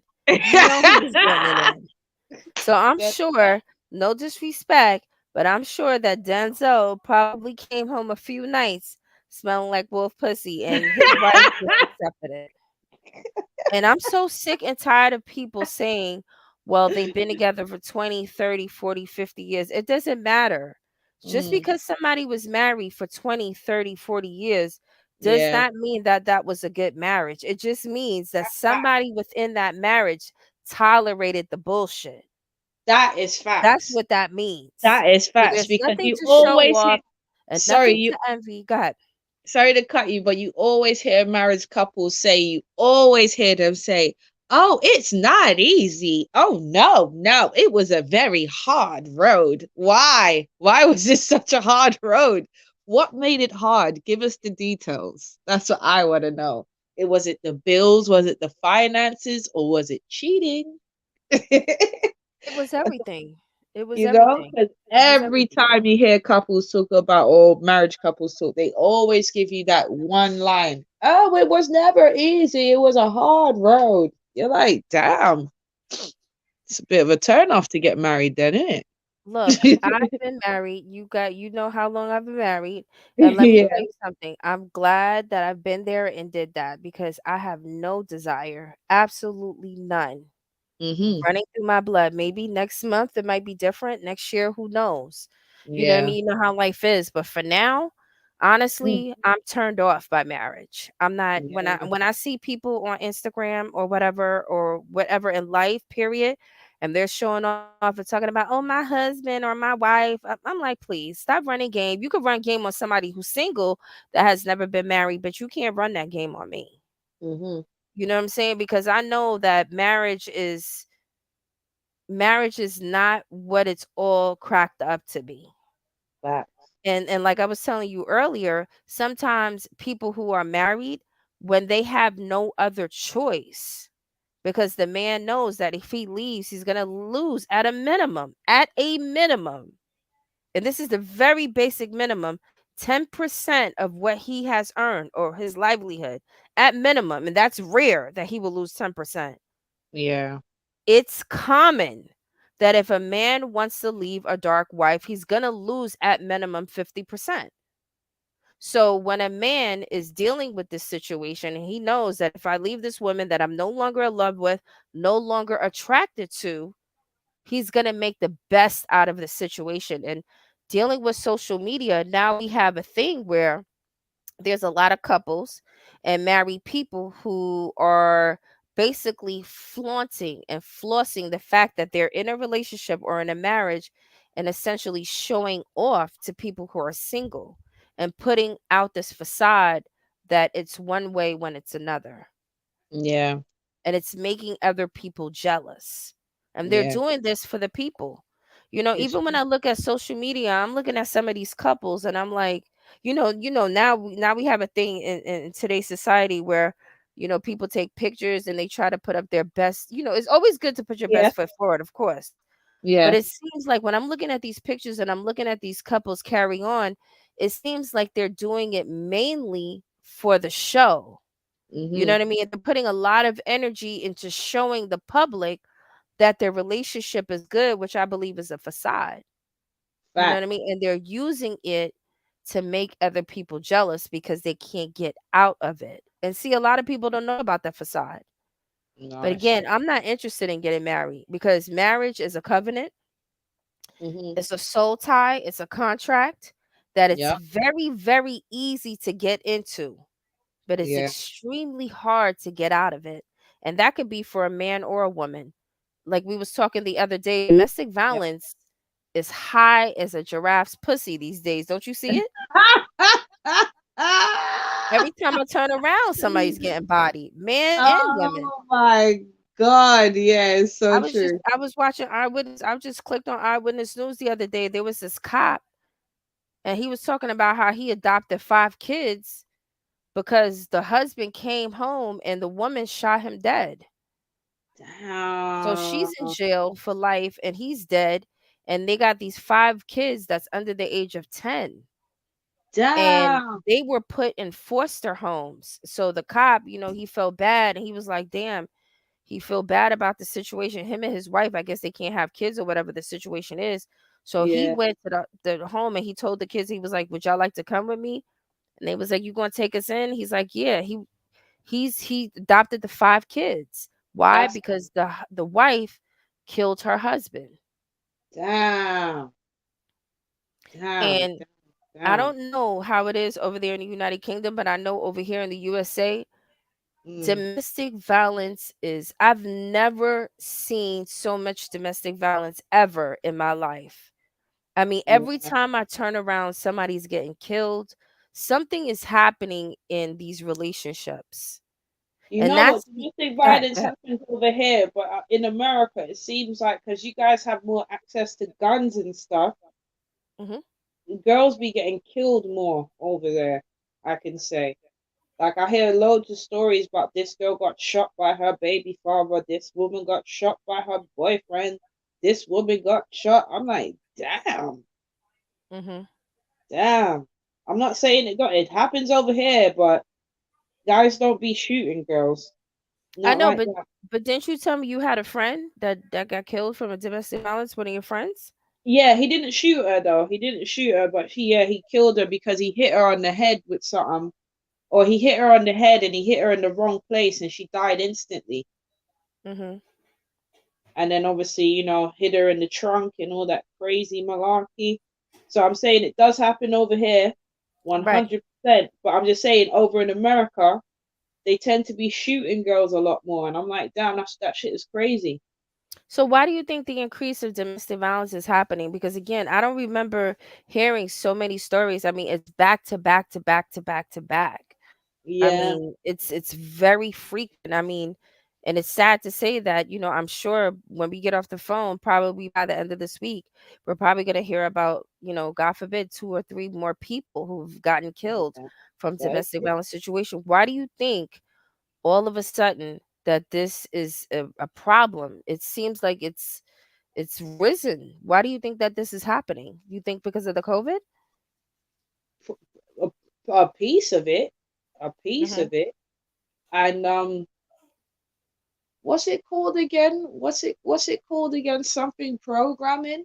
I think secretly they're programming guys. You get what I'm Mhm. saying? Without us realizing to be acting this way towards us women. If you get what I'm Mm. saying, like Yes, I believe probably that. down to like the things that they're listening to, the shows that they watch, and Mhm. little things, like we probably don't even notice it, but secretly it's programming you to act a certain way. I personally think that because let me give you an example, because I've noticed that a lot of dark skinned women or a lot of black women, yeah, Mhm. have Mhm. been dying the most, yeah. But if Mm. you notice in TV shows these days, yeah, if you pay close attention, if Mhm. they have a black couple, yeah, Mhm. it's never with a dark skinned man is never placed with a dark skinned woman. Yeah. If you Mhm. get a dark skinned woman, she's usually placed with a white man or something random. Yeah. You got to watch these shows. Yeah. Or Right. if it's a black man, he's either placed with a white woman or a girl that's mixed. Never a dark skinned couple. The only dark skinned couple that I've seen is in that new show Bel Air that they have going on. That's the only Mhm. dark skinned couple I've seen on TV. Apart from that, it doesn't really happen unless you're watching one of them cheap BET shows, whatever. You know what I'm talking about? But if So you're watching, are you saying that a lot of dark-skinned women are dying at the hands of men because they're dark-skinned? I think, I yeah, don't right I don't now, think right that's right. now, all right, Mhm. I'm trying to line with this. Right now, yeah, they're Mhm. trying to diminish the black couple, if you get what I'm saying. And Mhm. they show you in programs like without you even realizing, they're making little black boys grow up to see that if you're a black boy and you grow up, you don't really grow they don't really grow up seeing black couples no more. You see, when we was younger, we grew Mhm. up seeing the Cosby Show and all them things, so it was normal for us to see black couples, if you get what I'm saying. But Right. nowadays that's not really seen no more. So that's for one.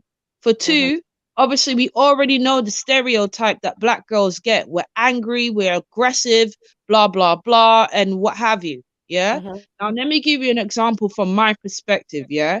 If I don't dress up and put on makeup, I get treated like one of the dudes. You get what I'm saying? Yeah. Mhm. Guys treat me like one of the guys. No one don't like if I walk in a shop or whatever, sometimes guys open the door for me. Nah, that door will get slammed in my face. Yeah. Mhm. Um a lot of white guys out here, like in England, a lot of white guys call the other white guys mate. Yeah. Mhm. I get that from white guys all the time. Oh, sorry, mate. Oh, sorry, pal. Oh, sorry, bruv. I'm thinking, first of all, I'm not a boy. I'm a girl. Mhm. Yeah, and stop treating me that way. Yeah, Right. if I talk up, yeah, to anyone in any type of way, everyone automatically gets on the defensive because they feel say I'm being aggressive.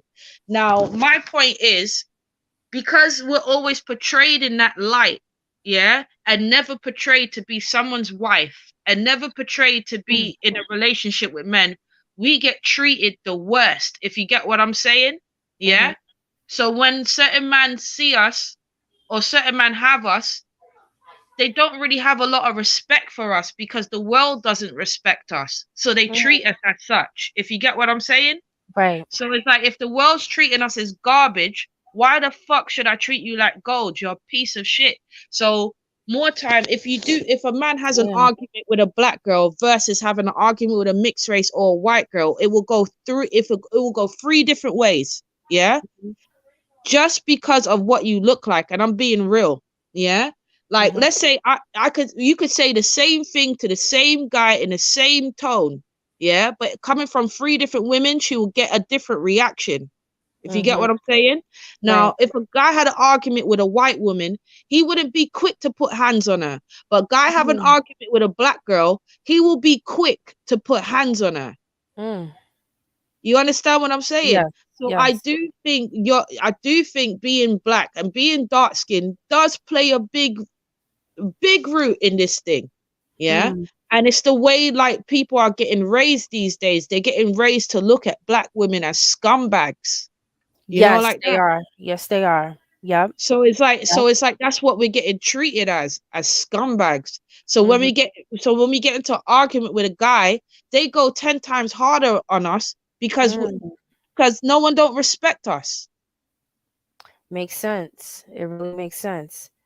you Right. know? And So even if and I believe what you're saying, because even if a man doesn't fully engage in that mhm, rhetoric, yeah, unconsciously he's being programmed yeah, through yeah, the back waves of just gossip and what's going on, like, the hype of how black women um are basically low level people who you shouldn't you shouldn't treat them with respect.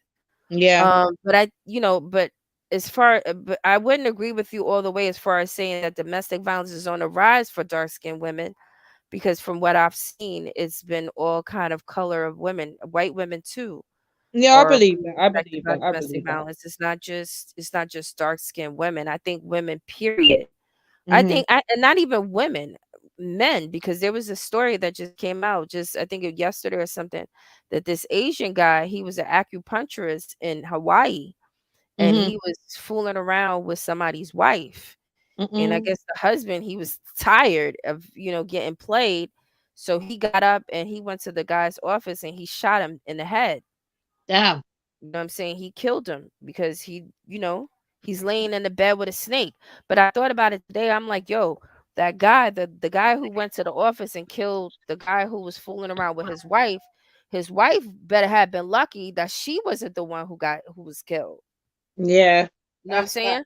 Because he's laying in the bed with her, tossing and turning, probably losing sleep, upset at the fact that every night he's laying in the bed with a snake who's turning around behind his back and sucking somebody else's dick. So Yeah, he's pissed thinking about that every day. You know what I'm saying? yeah, He's waking up, he probably can't even stay at work. Look, when you're in a relationship and you're getting played, the stuff that you normally do, you can't do that no more. yeah. You know That's what I mean? fact. Your mind, you can't think straight, because probably all day long you're thinking about what went wrong in my life that I missed the fact that all this time I was getting played and stabbed in my back.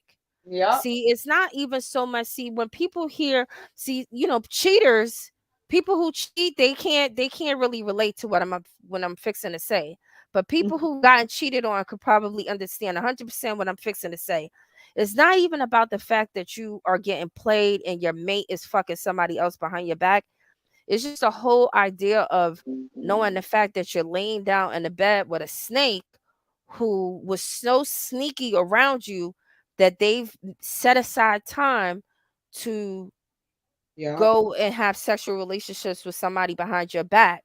So yeah, the person who's gotten cheated on is not that you're mad and upset because the other person is getting extra dick and pussy that you're not getting. It's just mainly the fact that you're laying down and you're around somebody who you're putting trust in. And if this person could go and do this behind your back, what other things can they do behind your back?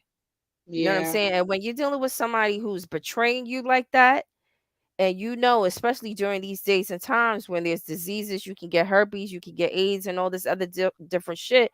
When somebody cheats on you, that person could be just as capable of doing some crime behind your back or killing you. It's not yeah. even about the fact of you getting played or cheated, it's deeper than that. It's You know what true. I'm saying?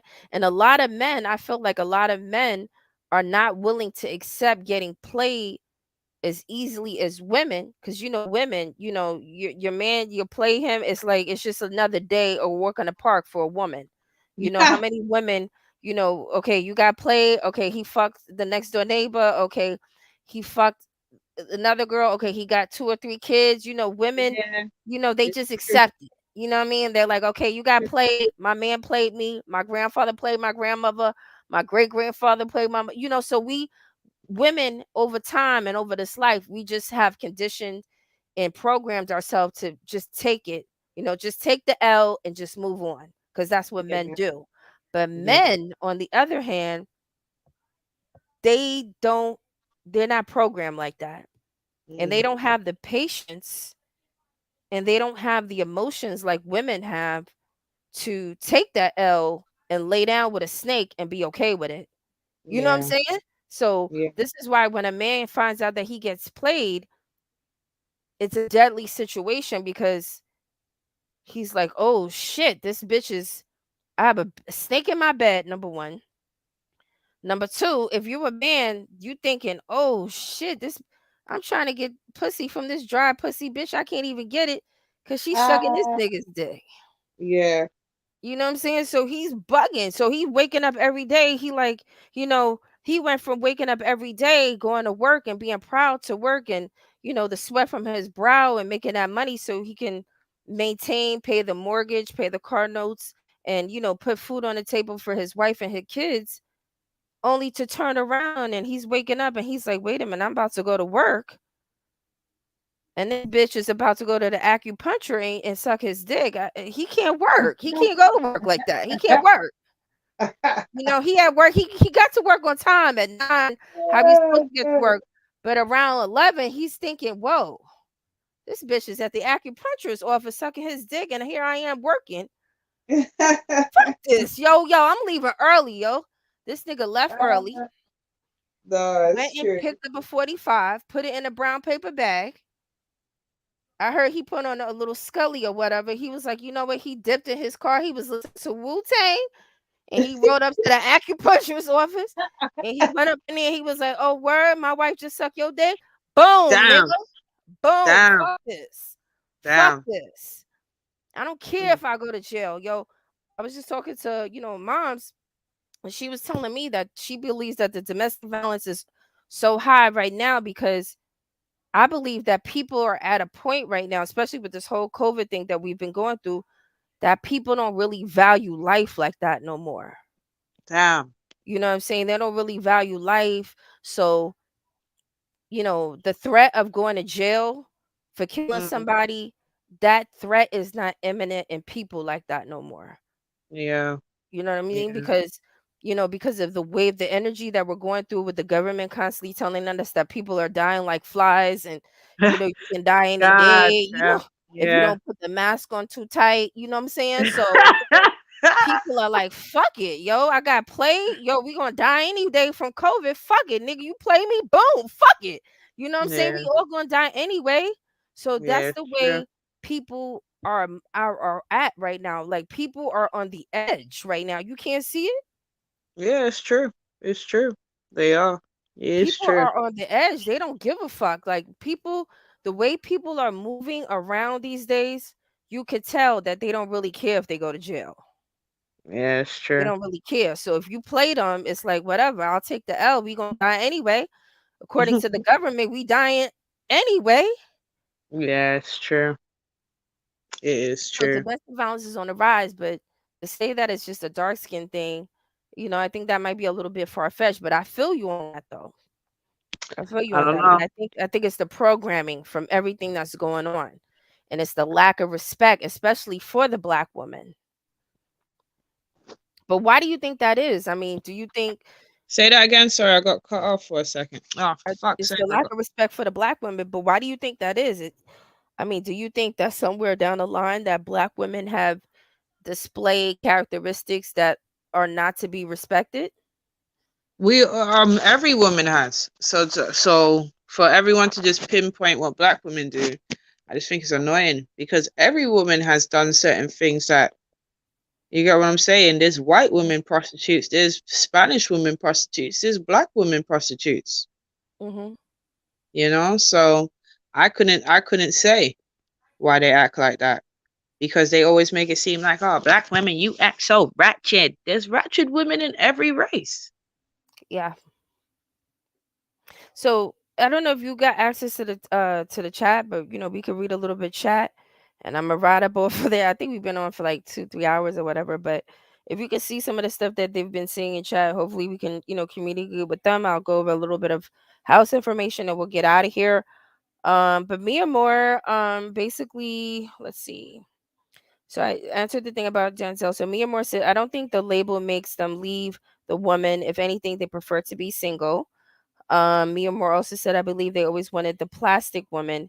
He just didn't have the bread to get it. That's true. A lot of men, they don't have the finances and the money to get the woman that they really, really desire and like, so they settle. You know what I mean?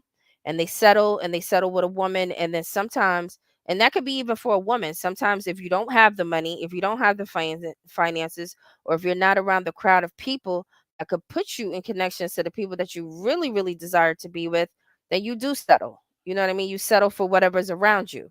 You know what I mean? Because, we all have feelings. We all want love and affection, and we all have that sexual tingling that comes around, and we all want to get satisfied. So we're just going to, connect with whoever's around us. So, that's also true. So Glam DB said it's just a person that's superficial, narcissistic, that wants to find someone beautiful on the arm, as I'm a beautiful woman everywhere. Um uh Also says, I think a lot of, Sarah said, I think a lot of men are not in touch with their emotions. They don't know how to show strength and manliness without getting loud. I think domestic violence is from insecurity and fragility of a man. So yeah, definitely domestic violence, I feel, is insecure. What do you think? When a man hits a woman, don't you think that has something to do with being insecure? Okay, so I don't know. Did she drop off? Can you hear me? Okay, maybe she dropped off. But yeah, domestic violence is on the rise. So anyway, so Sarah, you said, I agree with Glam Diva. Glam Diva, you said they can't manipulate you, let they use you to. So once you leave, they lose control and their ego is now injured. So you are targeted for leaving. Yeah. So this is why it's, I guess, it's very, very important.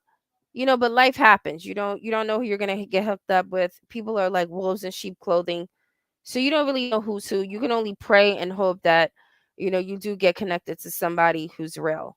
Um, but yeah, if you decide that, you want to leave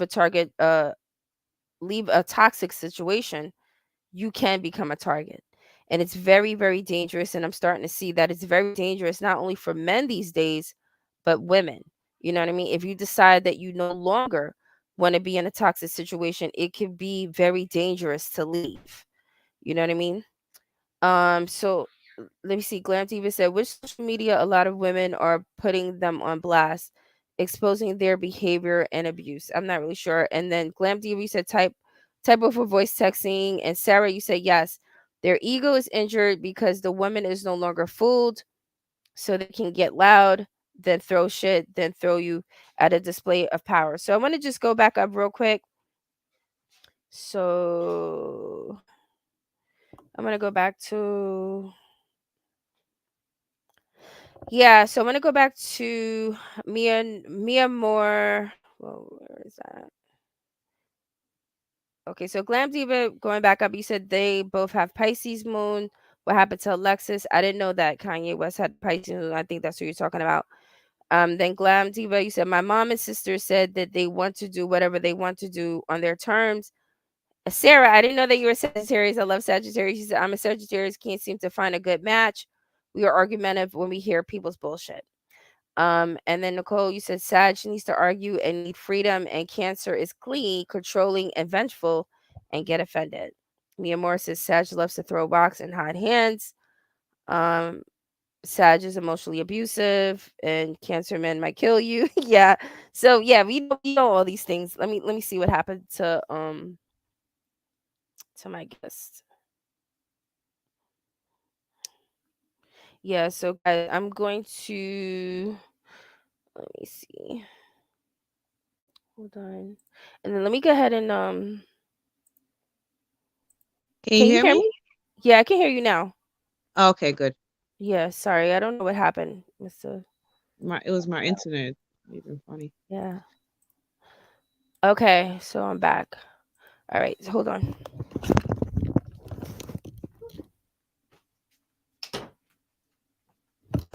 Yeah, can you hear me? Yeah. Okay, yeah. So we're not gonna stay long. I know I've been on here for so long. Thank you guys for those who've been on me for we've been on here forever and ever. Amen. But we got some things to talk about. Yo, can you talk to us real quick since you're back on before you leave? Remember you were telling me the other day that how there was a town in I think London you were saying and how they were going through famine and then they were like people who were drinking alcohol. Can you share that story with us? Remember Oh, you- basically, yeah. No, I saw it on Bumblebee. Hold on. Okay. I'll have to dig it up. We're gonna have to put that on the next show. Make sure you let me write that down. Let me Okay. find it now. Yeah, we'll do it on the next show and I'll find it for you. But basically it was because there wasn't it's because London was really dirty and the water was so filthy that they didn't really drink water. So they drank a lot of wine and they drank a lot of beer or what they call ale. Mhm. Yeah. And that's why up to this day, when you go to fancy restaurants, you will have wine with your dinner, if you get what I'm Mm, saying. right. But it all started because basically over here it was just filthy. It was a disgusting, really disgusting, nasty country. Mhm. So Filth. you But I'm I gonna remember you find were telling me something about how the babies were even drinking alcohol, right? yeah, the kids. They used to give the ale to the little kids. They used to give them ale because no one drank water because the water was too filthy to drink because it was contaminated because obviously everyone threw their shit in the water. So they used to give babies that were drinking out of the bottle alcohol? No, not babies, not babies. They used to give little kids, the little kids. Mhm. They used to give them ale, like little kids. They will have that with their dinner, or you So can have a glass of wine.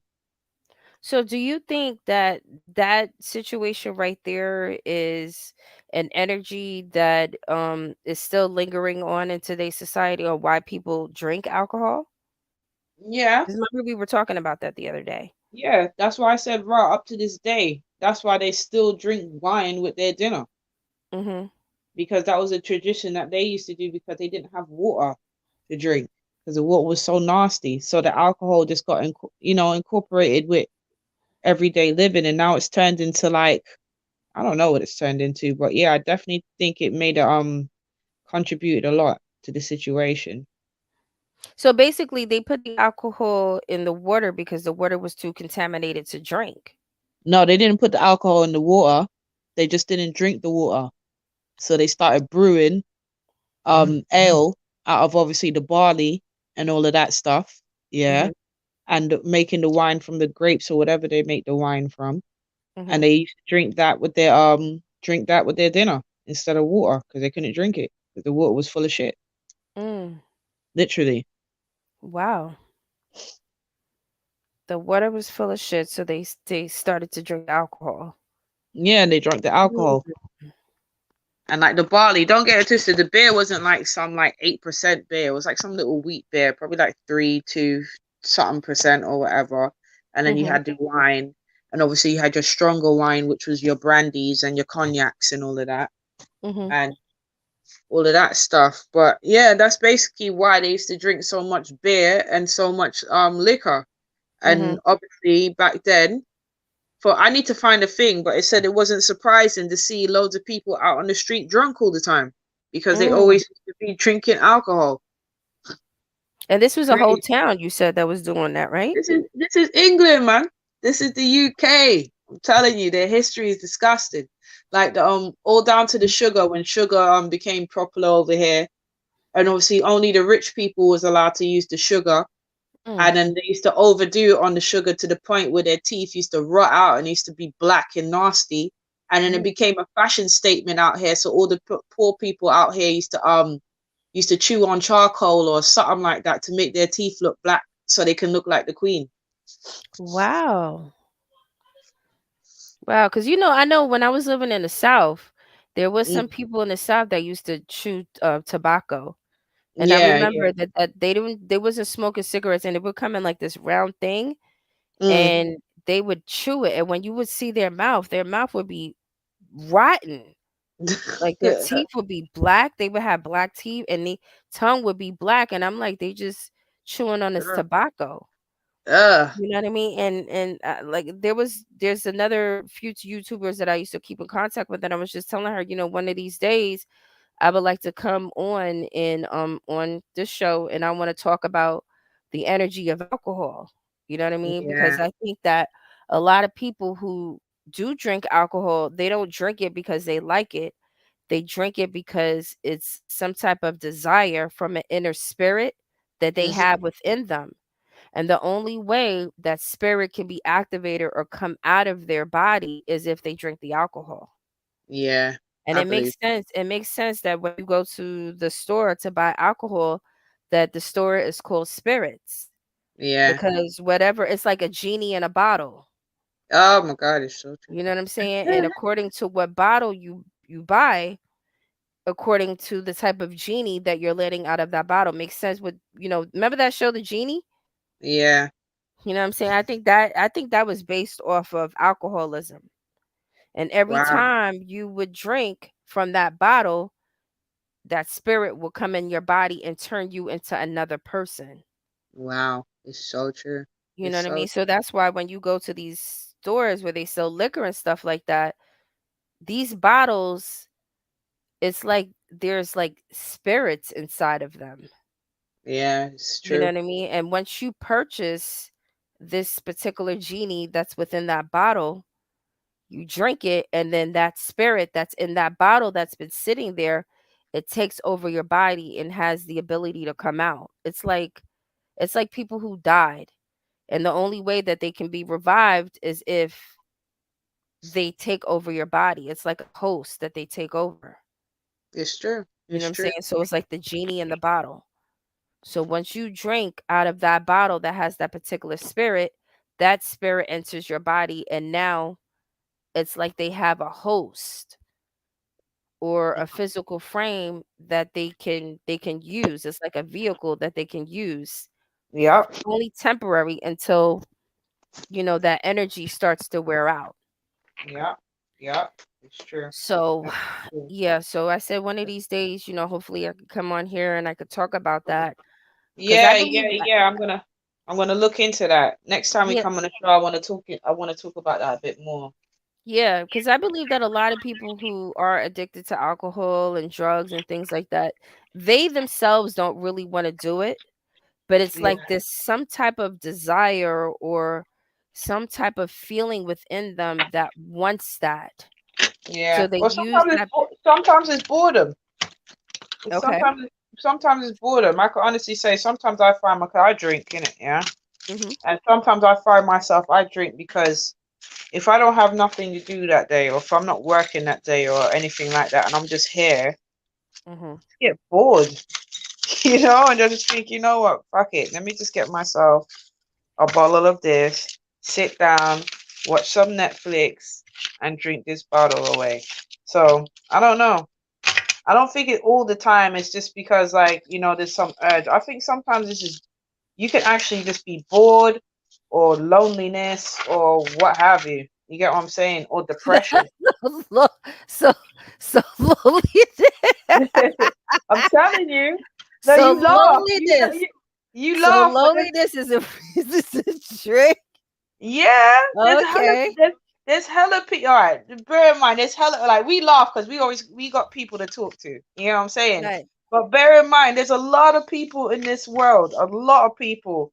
They ain't Mhm. got nobody. Like literally, Mm. they ain't got no one. Niggas are depressed, and Right. sometimes they're like, "Fuck it, I'm gonna hit this bottle." Mhm. So I would say sometimes it could be loneliness, it could be boredom, it could be a bunch of things to make you start drinking, It But could be that the makes crack. sense though. That makes sense though out of the boredom. But that Yeah, also goes back to what I was saying about the genie in the bottle. Because if yeah. you're lonely and you're bored and Mhm. you say, okay, I'm lonely and I'm bored, Mhm. let me go and get a genie in the bottle, which is alcohol. Yup, So you yup, drink it, and it's like another person takes over the body. So you're no longer lonely yup, because it's like you have another spirit that you invited within your body. So yup. now you went from being lonely to feeling comfy because you've invited the genie Chill out of that out. bottle. It's so true. It is so true. Ain't that fucked up? It is so true. It's terrible. It's That's true though. fucked up though. It's true, but it's the truth. Hold on one sec. All right.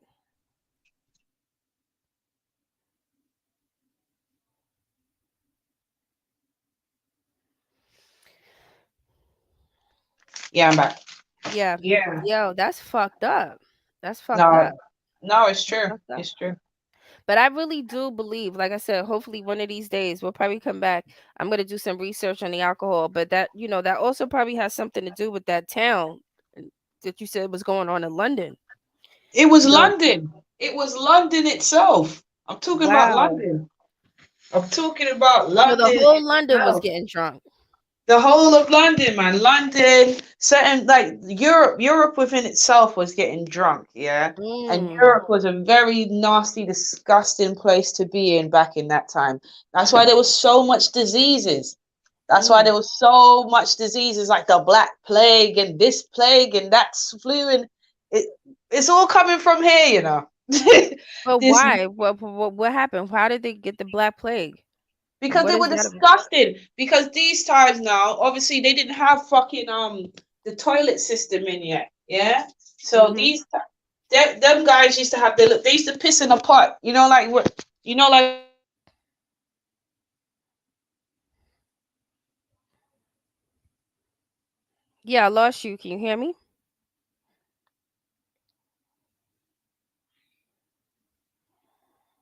Okay, yeah. So if you can, I don't know if you can hear me. All of a sudden, we can't hear you.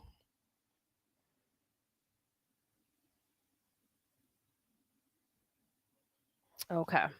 Yeah, so hopefully I think she's gonna come back, guys. I'm sure she's gonna come back. So let me go ahead and squeeze this in real quick. Because there is some notes. Again, this is astrology channel. Okay, so I just want to share some information that I have here. I'm sure I've brought this up plenty of times, but if you have eighth house in your chart, guys, definitely there's a good chance that you're gonna be dealing with transformation. And it's probably gonna be a hard blow, but you're probably gonna be able to handle it. But I wanted to share with you that some of the signs that you'll see if you have eighth house in your chart that death and transformation will come about is if you start to see like strange animals. I think I've mentioned this before in other eighth house videos. But if you start to see strange animals like deers and big birds and possums, those are signs that there's something that's about to come up the pipeline. Okay. Also, I wanted to mention too, if you smell like bad smells like skunk or a possum, that's another sign of issues that's being cooked up in the eighth house. Also, if you have eighth house in your chart, another sign that death and transformation is going to come about is if you have feelings of like the cold air or like a cold environment. Um, and also deja vu. So if you ever start to see a lot of activities dealing with like strange animals, birds, and funny smells and stuff like that, there's a good chance that there's some kind of situation that's going to come out of the eighth house. Um, okay.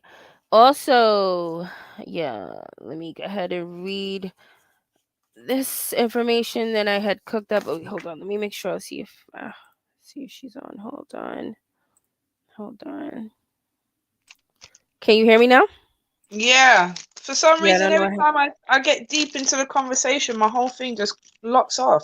Yeah, probably because nobody wants to say. But you were saying before, you were saying about how it was dirty because we didn't have the toilet system. Yeah, they didn't have the toilet system, so long and short, they used to just throw their shit on the street. They used to open up their window, just throw their shit on the street. So you could have been Mm. walking down the road, walking to the store, and then boom, someone's piece of shit just flies in your face. Imagine that. Crazy. Wow. Are or you basically serious? yeah, that used to happen on the regular. People used to walk down the road and someone's piss would just drop on top of them. Boom. Or someone's shit or whatever. They used to throw it all out in the street. Or if they didn't throw it out in the street, they threw it in the river. Yeah. What And that's year why I was was around what year? What year was I this need going to on? look it up because I don't want to give you the wrong year. So I'm gonna look it up to find a specific year. But it was like I can't even remember. But round about the time when it was can you still hear me? Yeah, I can still hear you. Sorry, I dropped my phone. Round about the time they had like the great, I think it's called, is it called the great? It's not called. I think it's called the Black Plague or some shit like that. But if I come Mhm. off this live, then it will just lock me off. So I'm trying to hold on. Let me go on my laptop. 1 second. Okay, yeah, take your time. Take your time. So, Denny Tico, you said what issues? I'm sorry. Can you please clarify? I'm not really sure. Maybe I was saying something. Can you please clarify what you were meaning by what issues? And Mia Moore, you said, well, shit, I never considered that. Yes, I'm hoping you guys can like clarify a little bit because I know we've been all over the place, especially me. I'm talking about a lot of stuff, trying to fit it in. Oh, okay. I'm eight. You're an eighth houser. Yeah. So going back to the eighth house, you just wanted to say like if you have eighth house in your chart, one of the signs that you'll know that you're about to go through things or go through some type of transformation is if you start to see like certain things like strange animals, like you could see like deers or big birds, possums, or funny smells. Um Also like plumbing problems.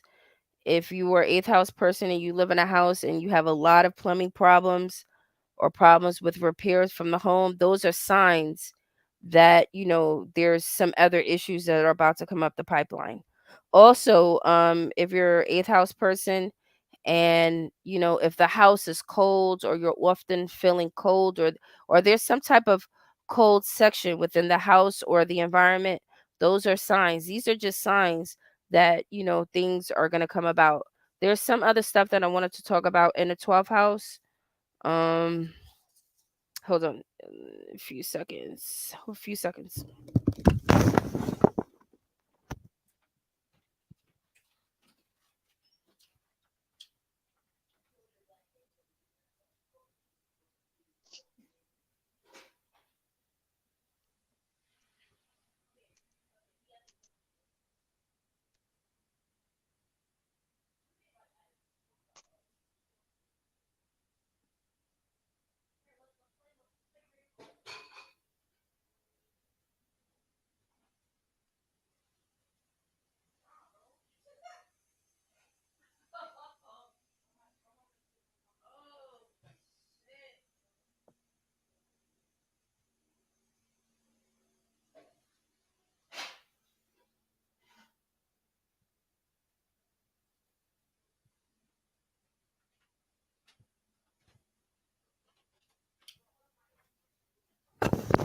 Okay. Can you hear me? Yeah. Yeah, Okay, okay. good. Yeah, I got the fucking oxtails. I'm like, shit, when I get off, I gotta season them bad boys. Damn, Have me some oxtails and some rice, yo. I got I that haven't shit had from that in ages. Yeah, man. I went uptown the other day on 230 something and I was like, yo, let me get them oxtails. I told him, I'm like, chop that shit down nice and thin. You know what I'm saying? So that's what I'm gonna cook today. So when we get off, I'm Mm, gonna season that bad boy down, you know what I'm saying? yeah. And I'm gonna have me some oxtails and some rice and shit today. But anyway, you were saying something about, how that's how people used to live. I didn't know that. Yeah, it was round about the Middle Ages I'm seeing, and the Middle Ages were about round about I'm gonna say the 1300s to about the 1600s. Hmm. Yeah. Yeah, because the Black It's Death deep. was about 1346 to about 1352. Well, round about that's what they say. Wow. But So yeah, so we're gonna round it up, but we're probably gonna be on here for a little bit while, but and I told you I'm deep into this astrology stuff. And mhm, I know you've pulled your chart. Do you know? Because we're about to talk about some houses and stuff right now. mhm, And you don't have to reveal, your information because, like I was saying before, that to me, like astrology is like a diary.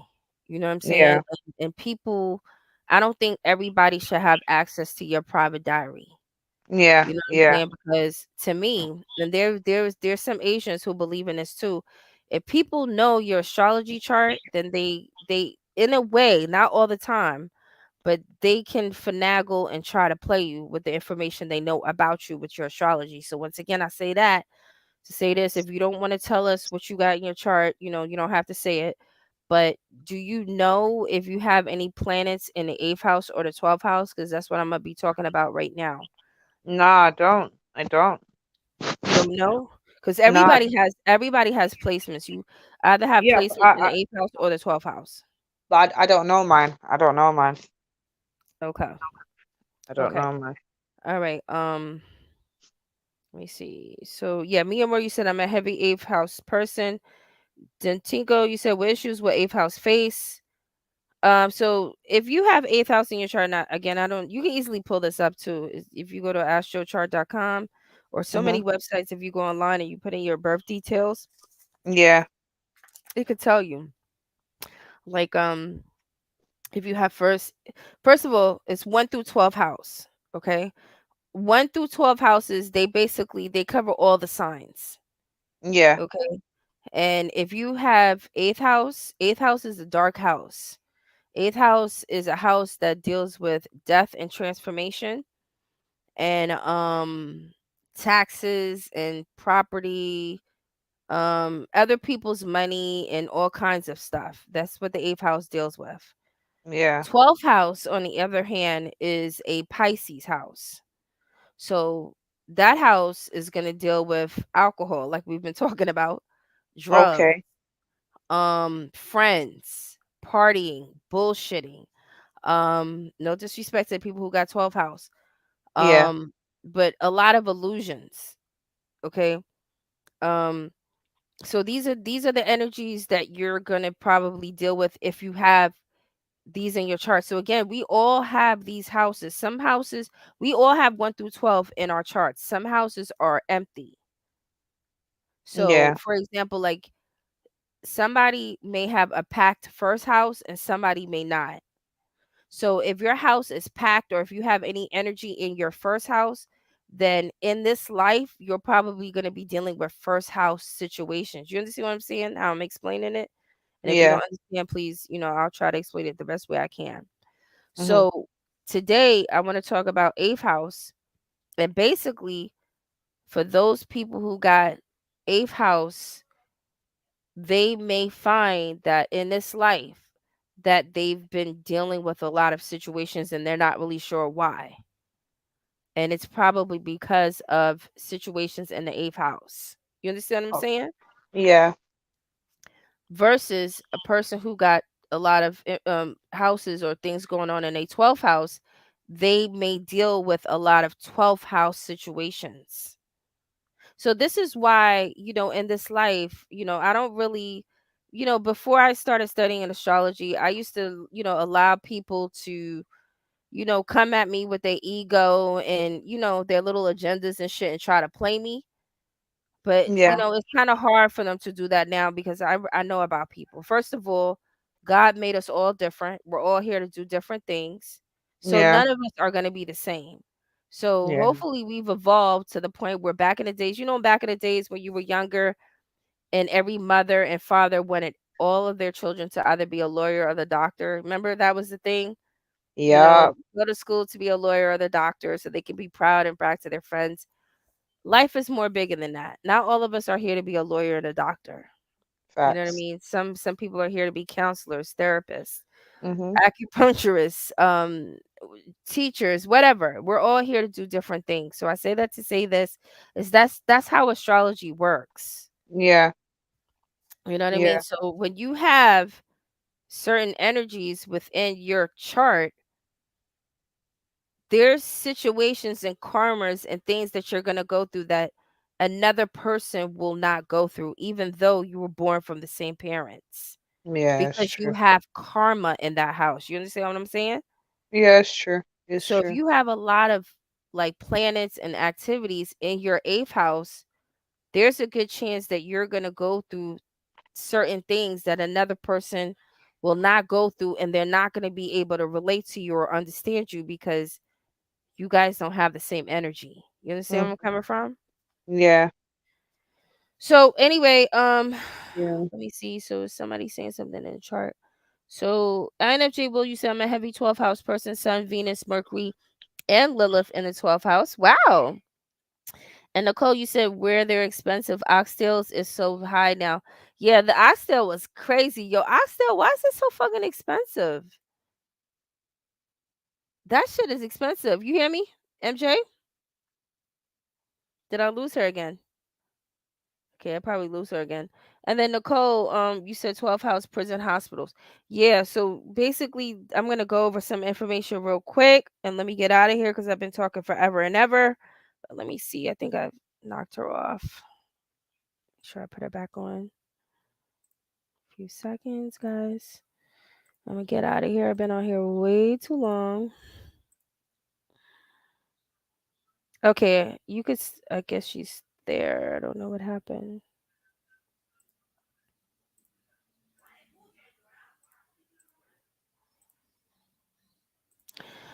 Okay. All right. Anyway,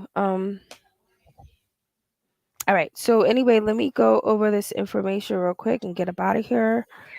Um.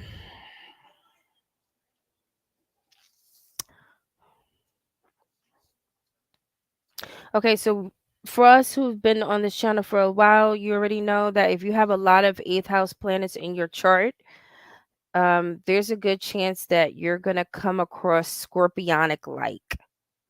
Okay. If you have a lot of planets in your chart that is in the eighth house, then you're probably going to move about like a Scorpio. So you're going to want to hide for whatever reason. You're going to probably be secretive. And people are going to probably, think that you're secretive or you're hiding something. Um, but that's just for whatever reason, that's just the energy that you carry. From my research, if you have eighth house in your chart, or if you have a lot of eighth house in your chart. To me, eighth house is introverted, 12th house is more extroverted. Eighth house people, they'll have friends, but they'll be like secretive friends. Versus the 12th house, they'll have friends, but they'll be more extroverted and more open. So that there's the energy right there. That eighth house is more secretive, 12th house is more open. So 8th house is more introverted and 12th house is more extroverted. So when you're dealing with a situation like that and it comes down to enemies, if you have a lot of like planets in your 8th house, there's a good chance that you're going to probably going to be dealing with secret enemies. You know what I mean? People who try to slide around you like a snake and think that they're doing something behind your back and you're not going to find out about it. If you have eighth house in your chart, there's a good chance that you're dealing with that type of energy. And, you need to be aware that there's probably some slithering snakes around that are trying to be secretive like you to find out information about you. So just be careful of that. Anybody out there that has eighth house in your chart, to be aware that you probably are going to be dealing with situations where you're going to be dealing with a lot of people who are going to be sneaky doing things behind your back. And this could be in connection to finances. You know what I mean? If somebody is trying to like steal your money or get into your bank accounts and stuff like that, it's probably going to be connected to the eighth house. You know what I mean? Um, so yeah, with the eighth house also too, another thing that because we have to update it because a lot of the information that they have online or through Google or however you guys are looking it up, they're talking about shit and how the people used to move about back in the days. But now that we're in the year of 2022, it's the same flavor, but it's different. So, for example, if you're dealing with people who have eighth house in your chart and you're dealing with secret enemies, then these are the types of people who are going to be making up like fake profiles. You know what I'm saying? These are the types of people who are going to disguise themselves as your friends on social media, but they're not. Hold on.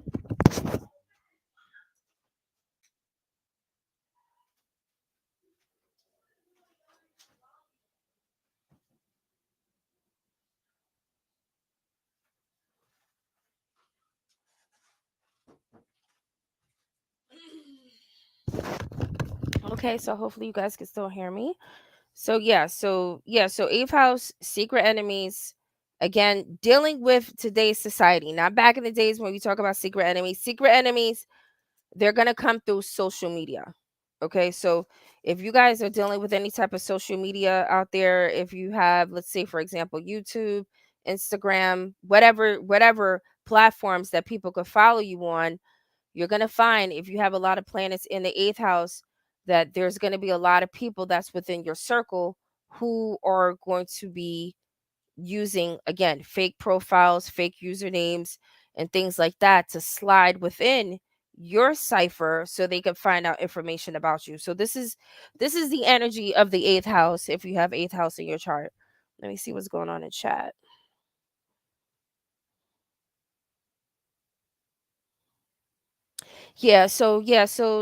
Denny Tico. So yeah, if you have eighth house in your chart, yeah, the unfortunate part about it, guys, is that it's no walk in the park, just like 12th house. It's no walk in the park.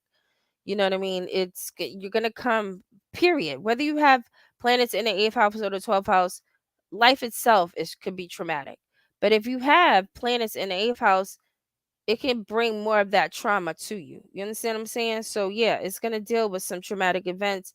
Some of those traumatic events, unfortunately, may include loss. Okay. So definitely be on the lookout for that. But I would say if you're an eighth house person, that if you believe in God like I do, and I hold on to him because I love God. Without him, I don't know where I would be today. But if you believe in God, God didn't bring you here on this planet unprepared. Everything that you go through, it may seem traumatic at first, but believe me, he built you in a way to be prepared to handle whatever trauma or whatever situations may come across your path. You're built for it. You know what I mean? So don't get too worried. Anybody out there who got eighth house in your chart, don't get too worried. Even 12th house in your chart, don't get too worried that when these things come up, you won't be able to deal with it. At first, it may seem shocking, but trust me, you'll be able to deal with it because God, he built you that way to deal with it. So that's why they say people with the eighth house, they have a lot of planets in eighth house and stuff like that. You're here to be a healer, to help others.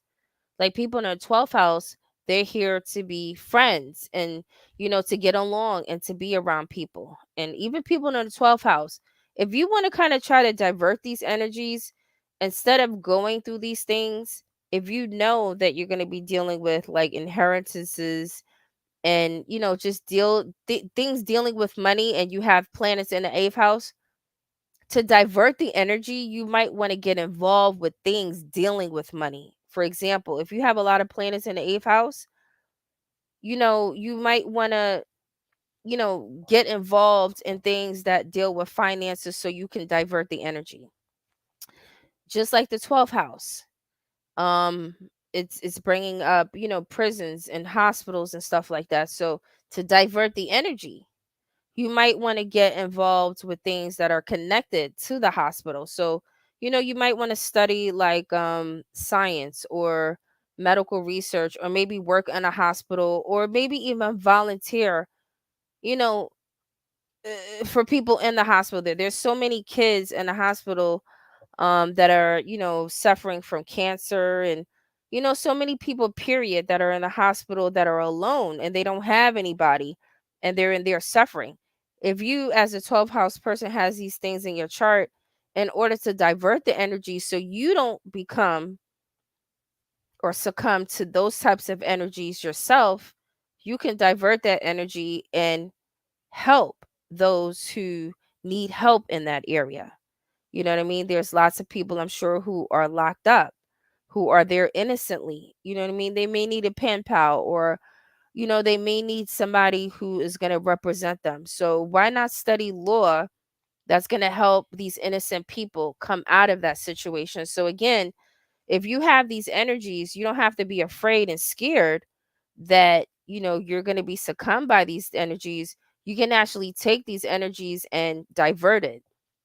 You know what I mean? And instead of it working against you, you can work with it and help other people. So, eighth house people, instead of, being worried about going through traumatic events and losses and all this other bullshit that comes along with it, why not help people heal? You know what I'm saying? You can have healing conversations with them. You can probably present some healing products to them. Just be a person who's going to help them in their time of need. And then you can build good karma for yourself doing those things. Um, so let me see. Is anybody else in the chat? Okay, so yeah, nobody's talking in the chat. Let me see something real quick. All right. Yeah, can you hear me? Yeah, I can hear you. Yeah, I don't know what happened. I think my battery's low, so I'm just charging my phone for a little bit. Yeah, yeah, no worries, no worries. I'm just quickly talking about the astrology. But if you have anything else to tell us, please, by all means, go ahead, knock us out. I love Now that I'm information kicking, that you're I'm telling kicking, us. I'm kicking, I'm kicking back now. I'm kicking back. I'm just listening. You want to kick back? Okay. Yeah. All right. All right. Yeah. So okay. Okay. So she's gonna kick back. Let me go kick up. Hold on. Share this real quick so we have something to look at and all that and all that. Yeah. So I was just talking about basically, if you have like certain things in your astrology chart that these are the things that may come about. You know what I mean? Remember I was even telling you the other day that I was studying astrology and I had saw an astrology that, can you still hear me? Yeah. Okay, yeah, I was telling you in astrology that the deeper that you go, you could even find out, how somebody's gonna, basically leave this planet. You know what I'm saying?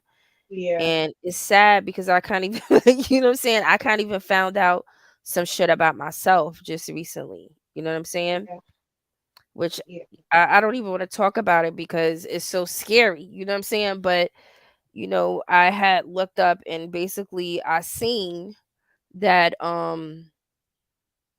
there's certain situations that if I'm not conscious or if I'm not careful, I could get myself in a situation where it might not be a good outcome for myself. You know what I'm saying? So these are the things that I have found out about astrology. And remember I was telling you the other day, remember we were talking and don't mention his name. Please, please. Can you hear me? Can Yeah. you hear me? Mhm. Please, I beg of you, do not mention this dude's name, please. Okay. Because you know who I'm talking about, right? Yeah. Don't mention this dude's name at all. Okay. No problem. No problem. Because in this life, especially dealing with astrology, if you cook up certain energies, that energy comes your way. And I Yeah. don't want Mhm.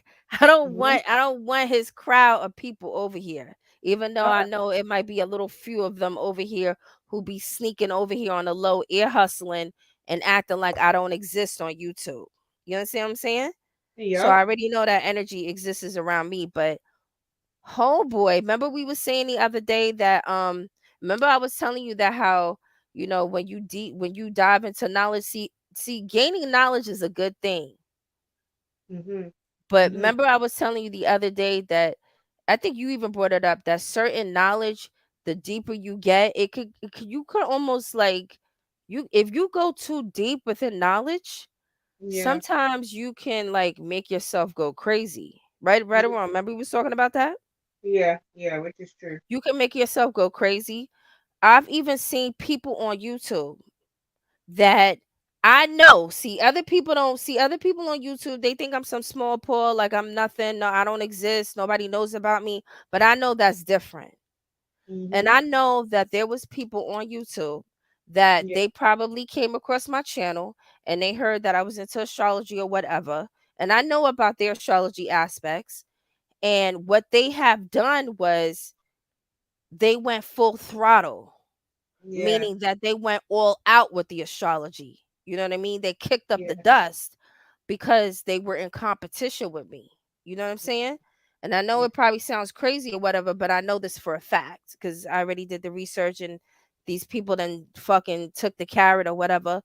But they heard that I was doing astrology. So what they did was they went full throttle and they went hard in the paint to prove that they could do the astrology better than me, which I don't give a fuck because I'm not getting paid. See, these people, they do the astrology because they're worried about reading charts and getting people's monies and all that shit. I never did that for that. That's not what this is about. It was really about just learning the information. But Mhm. see, the problem is that these people, they found out that I was into the astrology and it became like a competition thing. You know what I'm Yeah. saying? And I'm not gonna front. I did have somebody because I wanted to know because remember I told you about the other chick, you know what I'm saying, who then ran off with my idea and made it her Yeah. own. Yeah. You know what I'm Yeah. saying? Yeah. So I was like, I was like really curious about that. And I was saying to the, to the other reader, I was like, you know what? This seems to be a problem with me. That every Yeah. time I do something, I notice that there's these people or persons who they they become fiercely enraged with competition. And Yeah. then before you know it, they're competing with me and I didn't even know that I was in competition. You know what I'm saying? Yeah. If you're going to compete with me, could you let me know that I'm in a race so I can give you a run for your money? You know what I'm saying? True. Like Yeah. you gathering all this information behind my back and you stealing all these ideas and all these words and things that I've been saying, making it your own, and then now I have to find out way far in the game that you in competition with me. You should have told me straight up that you want to compete with me because if you want to compete, I could compete. You know what I'm saying? But I didn't Yeah. know. So I asked the lady, like, what's going on? Because this seems to be a problem that I'm having consistently with people that I come across that, when they come across me, it's like a competition thing. And even men, even women, even people in relationships, you can find that even your partner will become a competition with you. Yeah. And I That's say so that to true. say this anybody out there who got seventh house placements in your chart, you may be able to understand and relate to me what I'm telling you right now. If you Mhm. have planets in seventh house in your chart, you may find out that not only regular average people want to compete with you, but your own mate wants to compete with you. Your husband wants to compete with you. Your wife, your girlfriend, your boyfriend, they want to compete with you in in the relationship. Don't you find that that's like a trend these days that Yeah. people are not in a relationship to be a partner, they're in a relationship to be a competitor. Yeah. It's And true. to me that's not sexy. That's not attractive. It's true. You supposed to be my man. We supposed to be having sex. We supposed to be, loving each other. How you become my competitor? But It's you true. see that's how people are moving these days. Mhm. That everybody wants to outdo each other to the point where even in a relationship you got people who wants to outdo each other. It's true. So It's anyway, true. anyway, this is the problem. You know what Mhm. I'm saying? And I'm like, yo, this person is competing. You should have told me. Mhm. You know what I'm saying? Because if you want to compete, could we start the same time and we'll see who ends whatever. But I'm not into competition. And I'm not even talking to you right now. I'm talking to this. And let me go ahead and say this real quick. I gotta say this important thing real quick before we continue on with this house. Mhm. There's a person. There's not even one person. There's a few people um on social media Yeah. who is stalking me. And I Mhm. told you. Remember, I told you about this. They Yeah. stalking me, and this particular person who basically took their time out to make a fake profile and gotten through the back door of one of my social media accounts. Okay. And this person doesn't think that I know, or maybe they think that they know or they don't give a fuck. But if this person's on the line right now, I want you to know that I know that you use the fake profile and you're in the back door of my other social media accounts. Let me talk to you real quick. This person that is doing this. Mhm. If I wanted you in my social account where that has nothing to do with astral conversations, I would have invited you. And no disrespect to you, MJ, You're my Mhm. relative. Mhm. You're Mhm. not even on that account. Yeah. You know what I'm Yeah. saying? And I'm saying this to say this is that I want my privacy. You know what I'm Yeah. saying? I want my privacy. I've been in a marriage for a very, very long time. When you're married, privacy is not that, it's kind of slim when you're married. When you're involved, the privacy is not there. I'm not married. I'm a single woman. I want my privacy. When I come up on Astro Conversations and I'm here talking, I'm here to talk. When I leave this platform and I go and I do something else, I don't want you following me on those other platforms. If I Yeah. wanted you there, I would have invited you there. I don't like the fact that you made a fake profile, came through the back door, and is looking at what I'm saying on my social media platforms. If you did not have such a big mouth talking, you probably would have caught me slipping up. Because I was Yeah. just about to share my granddaughter's videos and I was just about to put my pictures out there on my social media account. And I'm like, oh shit, I can't even be free here because this motherfucker came through the back door on some other shit looking at my social media accounts. Yeah. It's true. It's true. It's true. I know you probably don't even understand what I'm talking about, but that shit right there frustrates me. Cause Yeah. I'm like, I can't go nowhere and be private. If you have eighth house, and I guess I'm bringing all this to say this: if you have eighth house in your chart, you want privacy. You want Yeah. privacy. You don't want people in certain areas of your life. Can I be private? Is the only way I could be private is if I go and sit on the toilet, take a shit, and jump my ass in the shower. Other than that, I don't have no privacy. Mhm. Stop looking at my words and looking at what I'm saying and trying to analyze. This person is trying to analyze what I'm saying and trying to dissect me. Yeah. The only person who can dissect me and analyze me is God. I can't even dissect myself. You understand what I'm saying? So I don't need you coming through the back door, reading what I'm saying through my other social media accounts and thinking that you got the drop on me. You don't have the drop on me. My own mother doesn't even have the drop on me. Damn. And I'm Yeah. sorry, I have to come out and say this, but enough is enough with this already. My own mother doesn't have the drop on me. Not even my kids. Not even my kids know 100% fully about what I'm doing. So don't Yeah. think that you can come through the back door of my other social media accounts and think that you can get the drop on me because you can't. Because I don't move around like that. And whatever drop that you got on me already, oh well, that's whatever. I made the mistake, whatever, what good riddance, whatever. But all that looking up my information and all that shit, cut it out, yo. I already know who it is, yo. I hate to even bring this up on this channel, but I know who it is. And it's Nah. not one person, it's not two people, it's a few people. Nah. Nah. You know what I'm I saying? hear. And this shit frustrates me is because these motherfuckers think that they got some secret drop on me. You don't got the secret drop on me. And as soon as I got an inkling that this is what was going on, that's it. It's dead with that social media. Wait, hold on. I You know might what I'm have to saying? cut out and come back because for some reason my phone is not Yeah, charging. go ahead, whatever. Give me 2 minutes. Give me two Okay, minutes. okay, good. All right. Yeah, so again, I mean, I'm even upset that I have to bring this up on my social media, but I have to express this because I want this person to know that you don't got the drop on me. And whatever information that you found out about me so far, good for you. Good for you, but I want you to know not my mother, my own kids that I live with every day, even they don't have the drop on me. At this point, the only person who got the drop on me full throttle 100% is me and God. Other than that, nobody else should have the drop. I don't like social media like that. Okay? I don't fuck with social media like that. I came on here, I'm talking about this shit. It wasn't a money thing. You know what I'm saying? I just did this on some information shit because I really wanted to find out why I was going through certain things that I was going through. I wanted to make sense of it.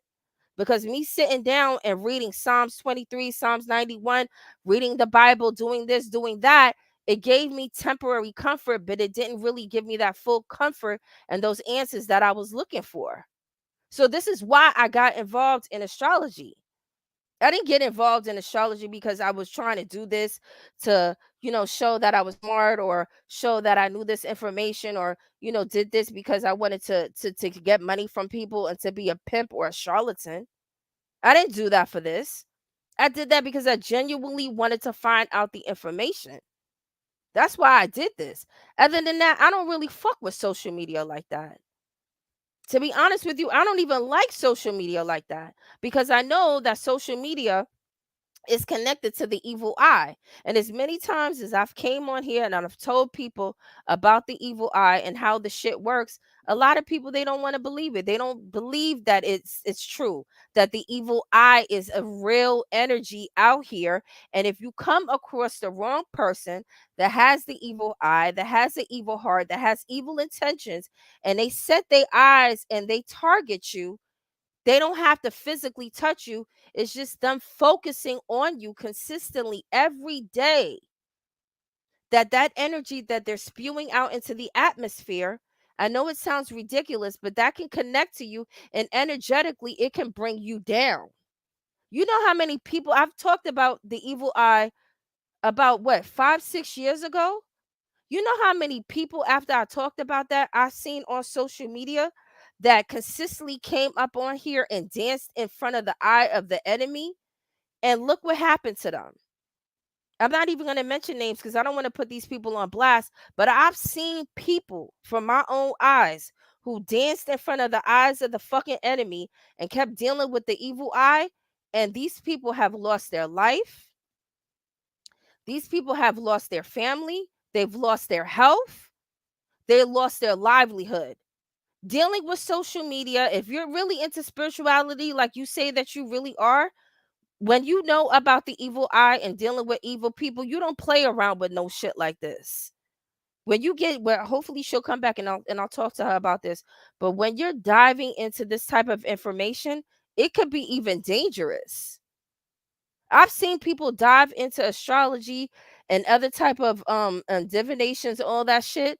There's certain books and certain things that you shouldn't even do.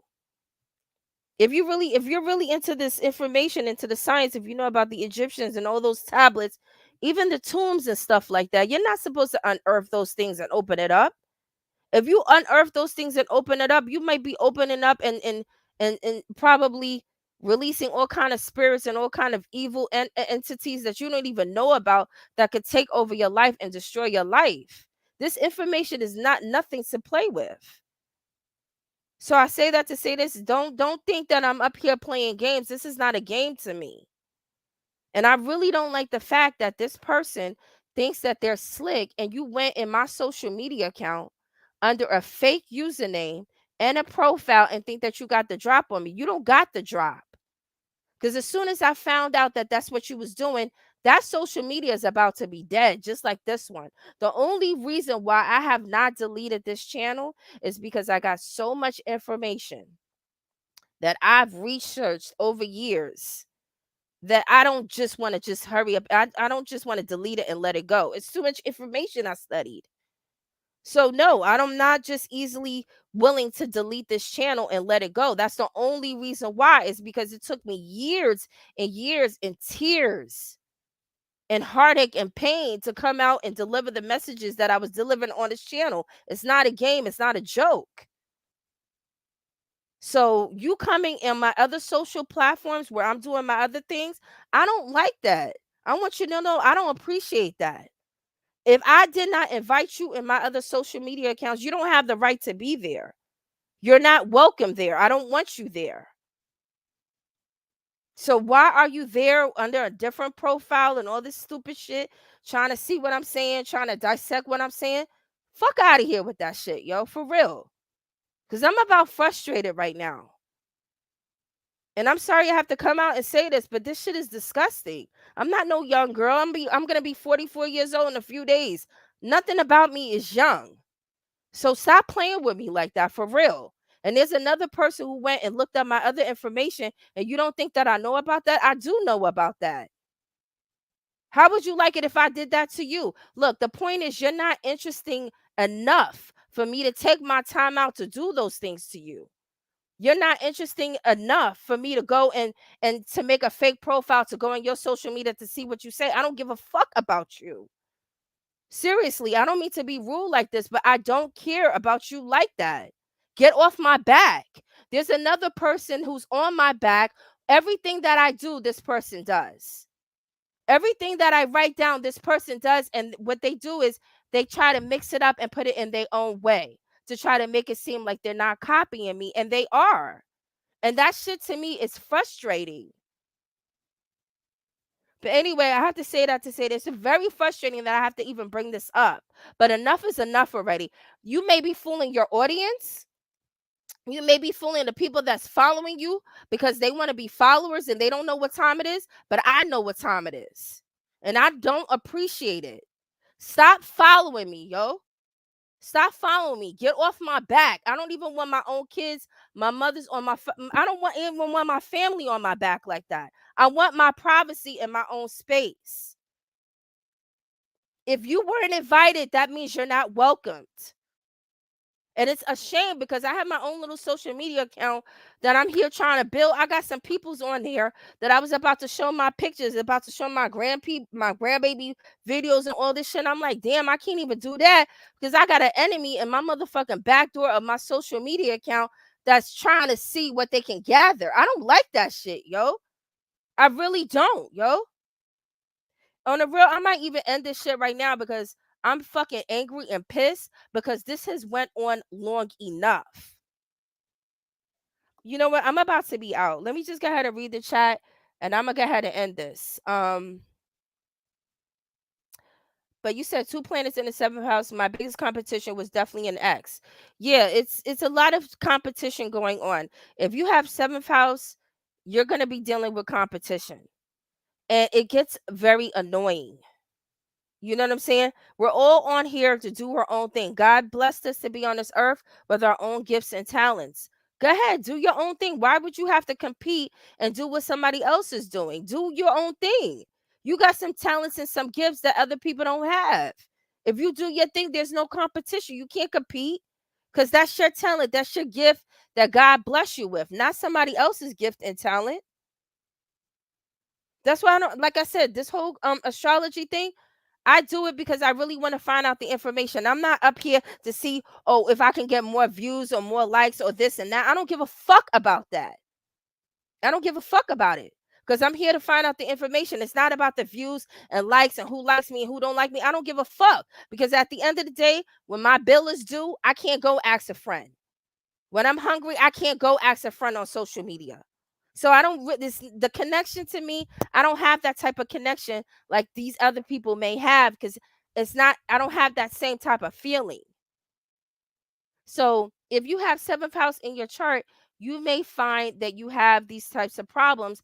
And after a while, it can become frustrating because you're like, I wasn't competing. I didn't even know I was in a competition. I was just here living my life. I had no idea that this is what I was going through. And I'm sure that a lot of spiritualists out there, you probably understand where I'm coming from. You know what I mean? You're over here doing your thing. You had no idea that you were in competition with somebody. So now it turns into love to hate.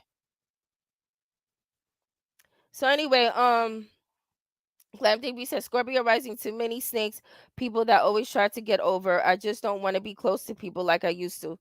Yeah, as I gotten older, after all the things that I've went through, all the betrayal and stuff like that, I don't even look at people the same.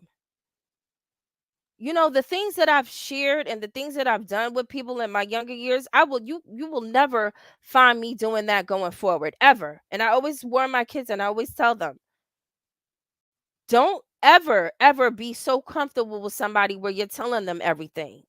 Cuz people are like seasons, they change. One minute they cool, next minute they not.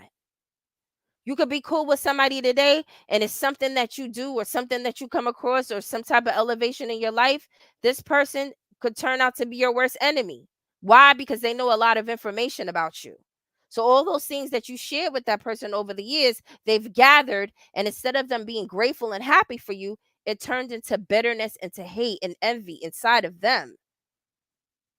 And this is why when you see most of the crimes and things that goes on the internet and on TV and in life, most of the times when people get hurt, it's not really from a stranger. That happens. Yes, it happens.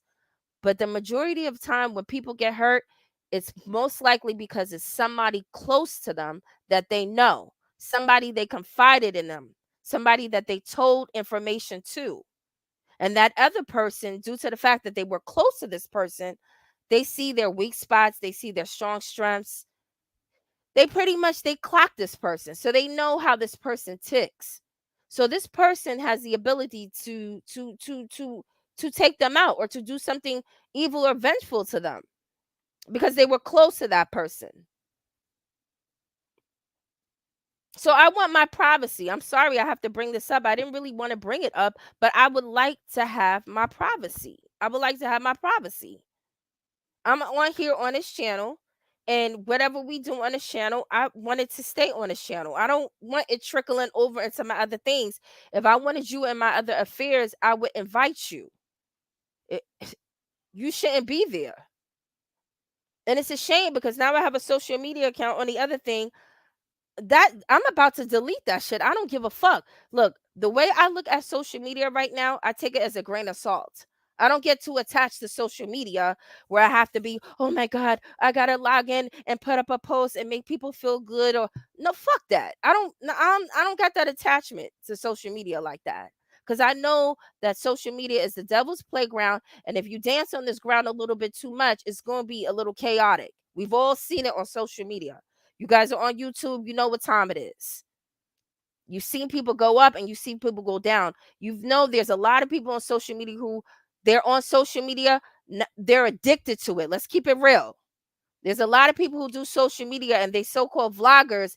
They're there because they're narcissistic and they like the attention. And even if they have to sit in front of the eye of the enemy, they'll do that just to get the attention because it's something about it's something karmic about them where they have to do it. So they don't give a fuck if they sit in front of the eye of the enemy. They don't give a fuck if they're afflicted with the evil eye. They have to be seen. They want the attention. It's something that it feeds them. It's like food. Social media to some people is like food. Like you see how we wake up every day, we eat and we drink. Social media is like that to people. They can't function without social media. It's like they're a vampire and they need the crowd. They need the energy from the people who's watching them to give them energy to boost them up. That's how some people take social media. I don't have that attachment to social media. I had it in the past. As I grow older, I realize that's not a good attachment because at the end of the day, if anything happens to you, these people on social media who likes you and views you and all this shit, at the end of the day, if anything happens, these people will not be there for you. And everything woke up to me when I seen my husband going through the things that he was going through, all those friends and everybody he was hanging out with. When he was going through those things, none of those people were there. None of them people were there. All that social media, all that following, all those thousands of followers, when he was going through things, none of those people were there.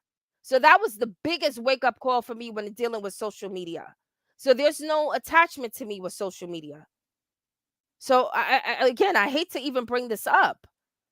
I really was trying to avoid it and play it off and dance with the person and pretend like I don't know that they're there. I don't got time for that.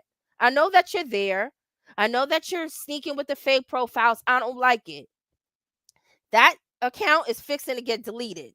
The only reason why I haven't deleted yet is because I got some people on here, and if I delete them, I don't want them feeling any kind of way because I deleted them and they think that I'm unfriending them. It's not even that. It's I'm unfriending them because I can't get this fucking monkey off my back. That's why the fuck I gotta do it.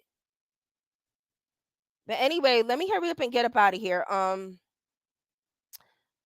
So Nicole, you said thank you for saying this. I thought it was just because I was cute, smart, and driven. It's actually the seventh house. Yeah, seventh house is a house where it deals with partnership and it also deals with open enemies and competition. And I don't know why I've never heard this before, but like I said, when I consulted with this astrologer, I wanted to know. I told her, I said, this has been a pattern for me for years. Even recently, when I had a situation where, it was this competition, and I'm like, the competition that I was in, it was blatant competition.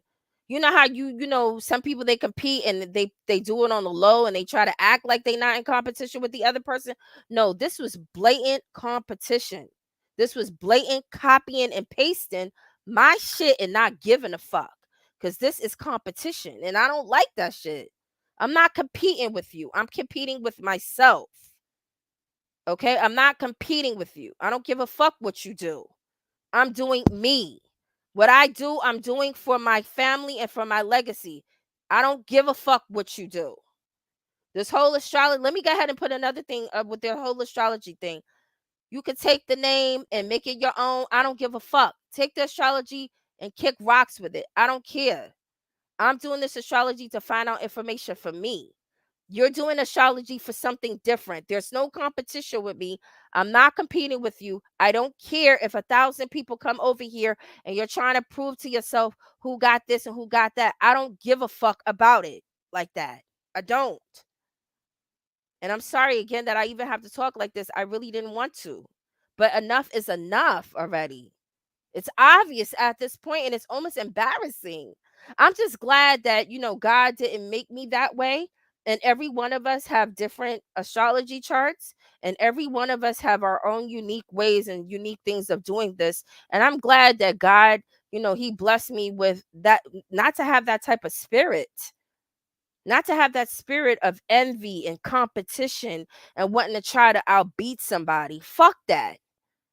I want the competition with what God has blessed me with. Okay. None of us are promised tomorrow. We don't know how long we're going to be here. God brought us here on this earth with special gifts and talents, and it's our choice to bring it forth.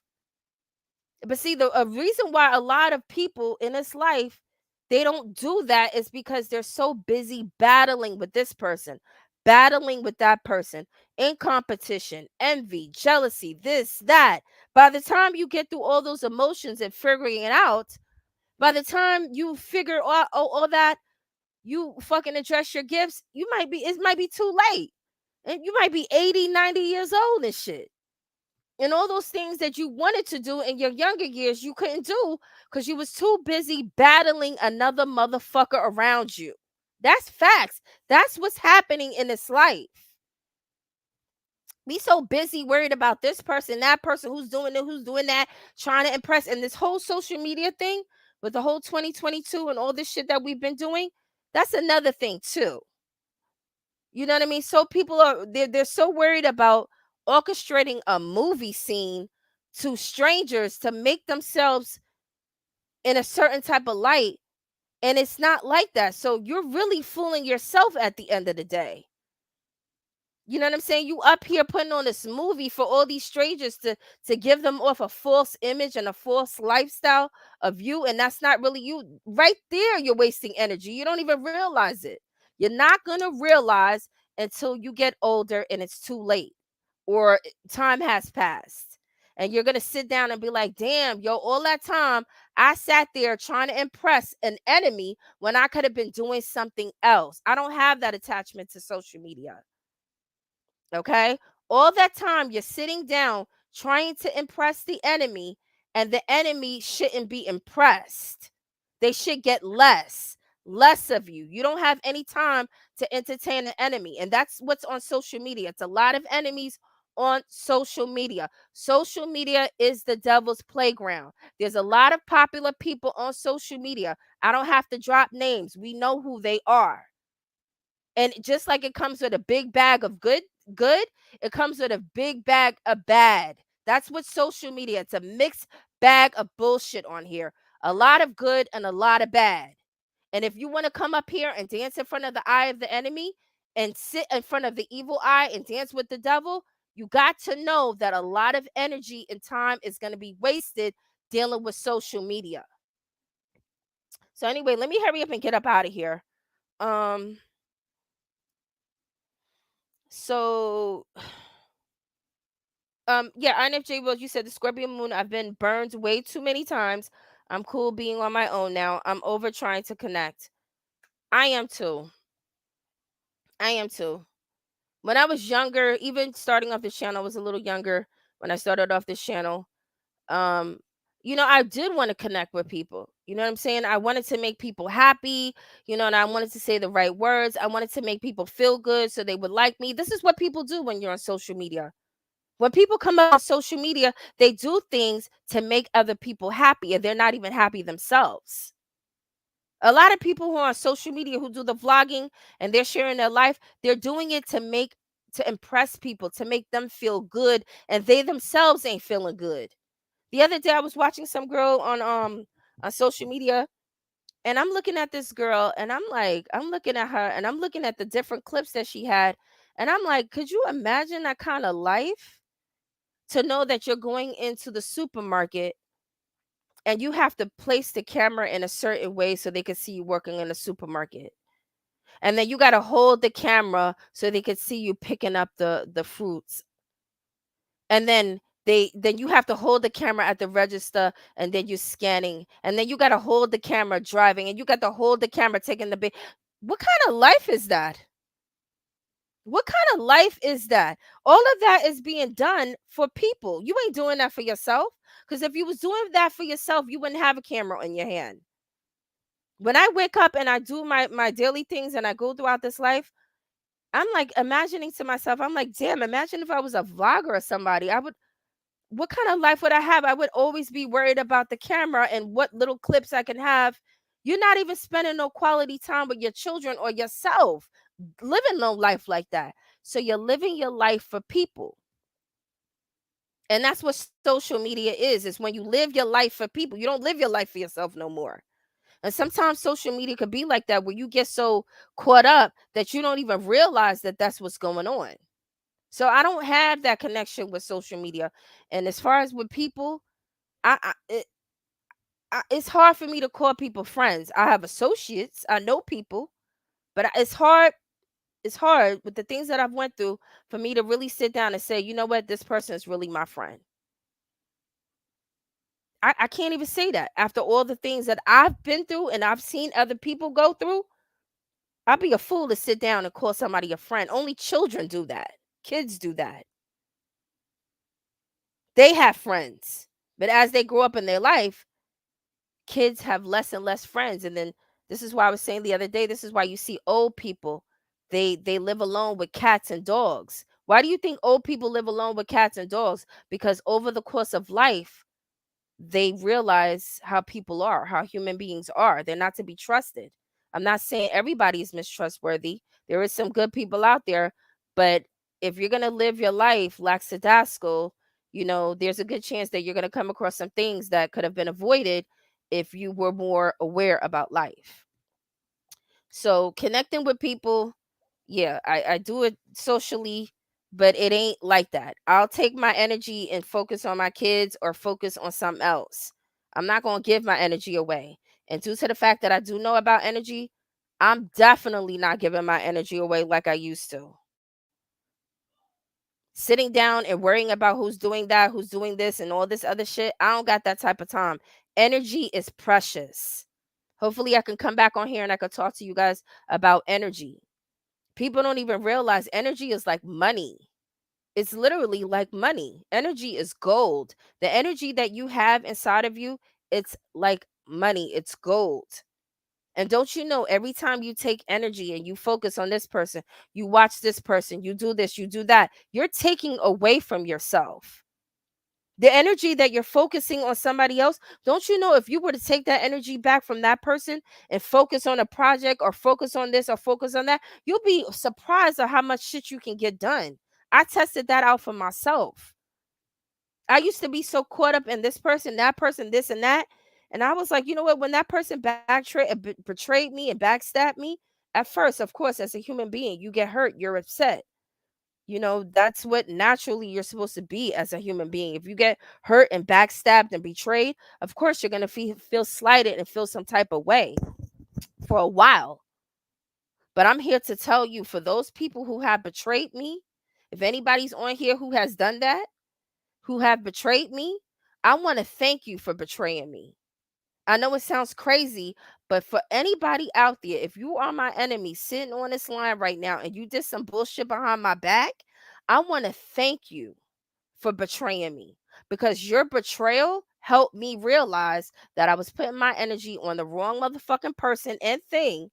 And once I took that energy back and I started focusing on something different, I didn't realize how much shit could blossom. And that's how energy is. You know what I mean? The government and social media and all this, it would try to make you seem like putting your energy in this person and focusing your energy on that situation is the right thing to do. Little do you realize you only get what so-called 24 hours a day. And me and homegirl, we broke that down. And you don't even, it's not even, you don't even really have 24 hours in a day if you really think about it. Because if you only get 24 hours in a day, you got to subtract how many hours you're sleeping. Then you got to subtract the hours or how many minutes it takes for you to get prepared. So let's say if normally you sleep 8 hours, you get 24 hours a day. You normally sleep, let's say, no more than 6 hours. You subtract that from 24 hours. Then you got to subtract another what, 45 minutes to take a shower, to put on your makeup or whatever you guys are doing out there, how you prepare yourself to be presented in society. You got to subtract that. So that's 7 hours. Then let's say if you have to go to work or whatever, you got to subtract the travel time. So you don't have 24 hours in a day. If you think about it, you don't. And God forbid, if you're working, you got to subtract your work hours. So how many hours do you have left of free time? Listen to me now. How many hours do you have left of free time, free energy now? So the free time that you have set aside, we not including work and sleeping and kids and cooking and everything else, that little bit of energy of free time left, what are you devoting that to? Are you devoting that to gossip? Are you devoting that to looking at somebody else and wishing that your life was like them because they're putting on a movie for you? What are you devoting that energy and time to? And people don't realize that. They don't realize that, damn, I only get 24 hours a day. If I've subtracted all the things that I've done, the little bit of energy that I have for downtime, I'm going to take this energy and do something else. You ain't going to get nothing done. It's going to be weeks, years, and shit that you've had on the back burner. You're like you're asking yourself, why I can't do this? You can't do it because you don't have enough time. You can't do it because you don't have enough energy. By the time you wake up from sleeping and getting dressed and getting yourself together, your energy is depleting. Then by the time you sit down and you do this and you do that, you don't have energy to do anything else. The next day, the day is gone. For instance, look how long I think I've probably been on here for like 3.5, probably 3 hours. When I get off of here, I'm gonna finish seasoning up my oxtail. I'm gonna cook my rice in it and everything, straighten up my place. By the time I finish doing that, once I get off of this, it's probably gonna be 8 o'clock. So when 8 o'clock comes, let me see. I'm probably going to, because I have some other things I have to do. Then before you know, it's gonna be like 9, 10 o'clock. Then before you know it, the day is gonna be gone. So what did I focus? What did I put my energy on? So energy is precious. It's like gold. It's like money. So whatever you put your energy on that's where your money, your wealth, your time, everything goes. So anyway, yeah, so Nicole, you said familiarity breeds contempt. It damn sure does. That's another lesson I had to learn. When you hang around somebody and they clocking you, I remember back in the days when I was younger, I used to have friends, you used to brag, but like, yeah, I got like 10 friends. Look, back in the days, I was the type of chick, I had friends under every alphabet, including the letter Z. I had friends everywhere I went, I had friends. Every neighborhood, every community I went, I had friends. But then as time went on, I'm like, this is bullshit. I mean, this is a waste of time. But sometimes when you got people around you and they're familiar with you and they're calling you, back in the days when I was younger, I used to have my friends call me 2 and 3 times a day. I used to be talking to my friend. I'd be like, girl, I'm about to get in the shower. She'd be like, okay, I'm going to call you right back. As soon as I get to the shower, my phone is ringing. I'm on the phone. Not realizing that constant talking, constant being clocked, that does breed contempt. Then before you know it, you got people calling you during hours they shouldn't be calling you because they think that they know you. They know that you're not working. They know that you are working. They know you're doing this. They know you're doing that because over time they've been clocking you and they fell into contempt. So Dentico, you said my social media is deleted. I have a profile I use just to follow certain things. I don't blame you. I don't blame you, man. To be honest with you, that might be the way to go, because the way the government is going on with this thing that they want everybody to take, and like I told you guys before, I really think it's mainly because they got little profiles they're going to have for certain people, and it's going to include your social media activity and accounts. So I don't blame you, Dentico. I don't blame you to have certain profiles to follow certain things. You understand? Like, I don't put my shit out there. Um so Glam D, we said moon in the seventh house. Yeah. Moon in the seventh house. So moon is like related to the mother. So I just out of curiosity, and do you have any issues with like your mother-in-law or like a mother figure wanting to be involved in your marriage or your relationship? I'm just curious when you said moon in seventh house, because it could be that you're gonna probably experience some energy like that, where either your mother is in your business, your husband's mom is in your business, or some type of mother figure is involved in your relationship or want to try to tell you what to do. Just curious, not saying that's what's going on, but when you have mentioned that, I'm just wondering if you're experiencing that type of energy.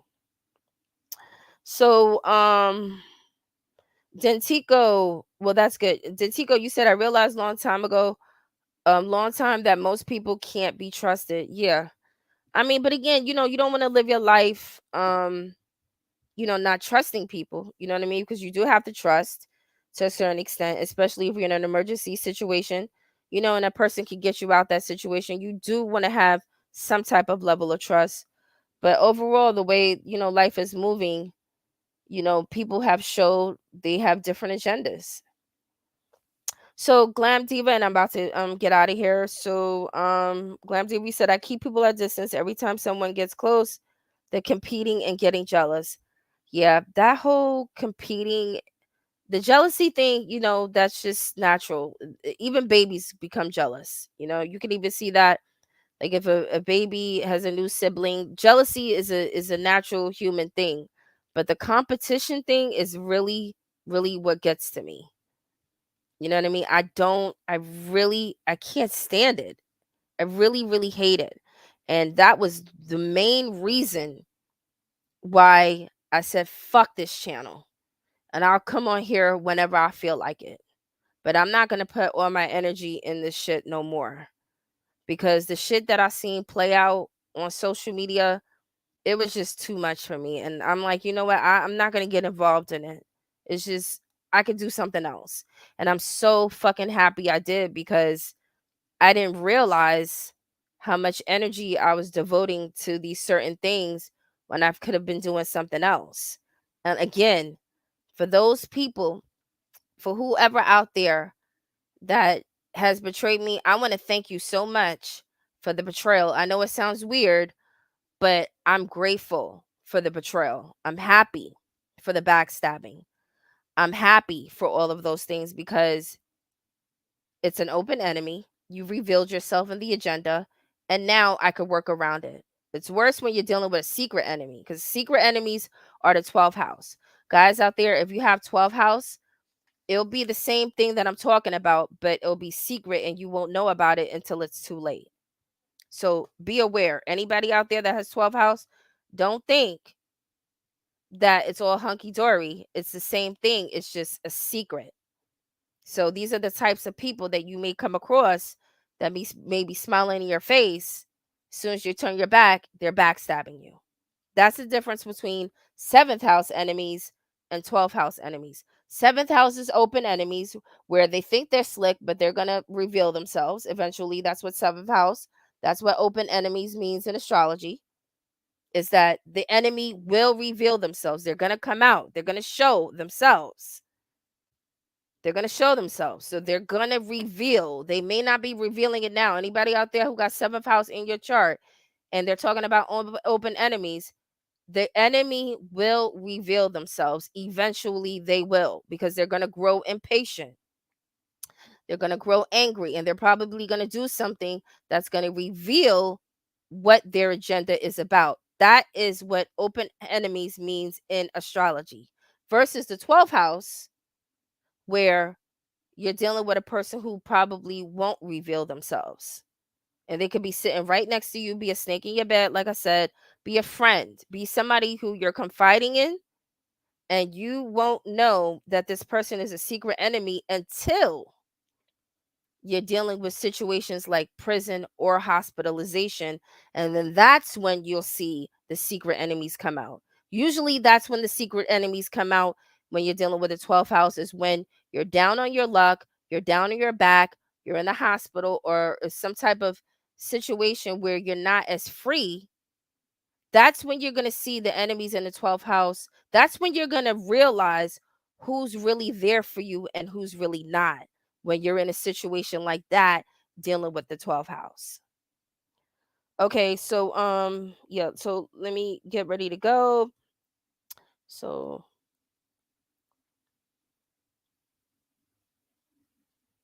yeah, so Glam Diva, I see your message. I don't know if you want me to, read what you said. Obviously, it's private and stuff like that.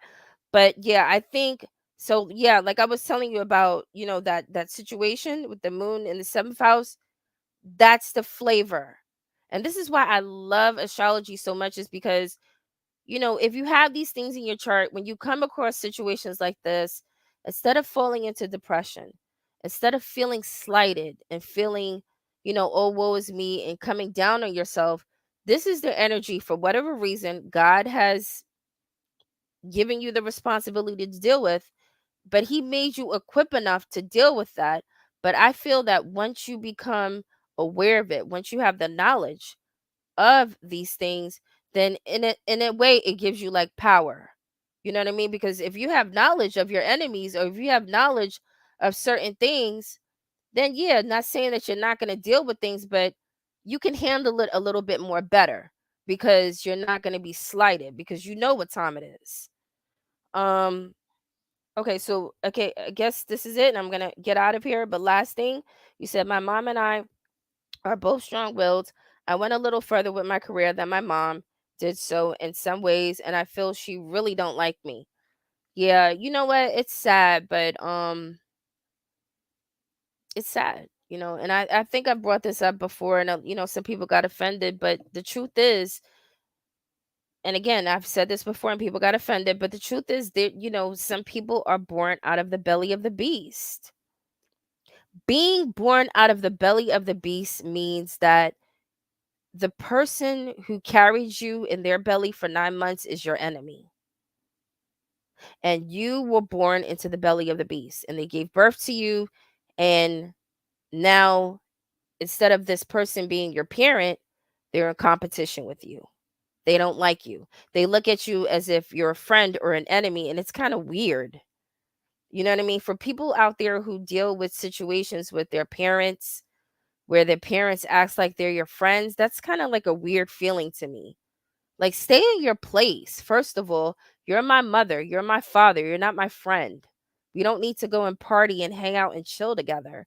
You don't need to date my boyfriend or my friend. Like, to me, that's just weird.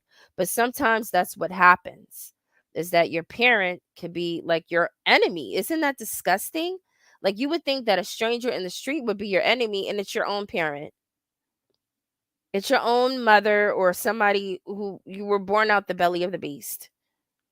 And we know this to be true, because you can look on the news and you look how many babies and kids die at the hands of their own parents. It wasn't even a stranger, it was their own mother who did that, or their own father. So being born out of the belly of the beast is an actual thing. If it's not real for you, you know anybody who's like that, great for you. But it's a reality for a lot of other people. And people do need counseling, and they need therapy, and they need to talk about these things. And it's an actual situation that they're going through. And instead of them having a good childhood, they don't. The childhood was probably filled with misery and agony. And this is why I told you that there was a spiritualist that I heard a long time say. He said that the worst place to be is in the body of a child.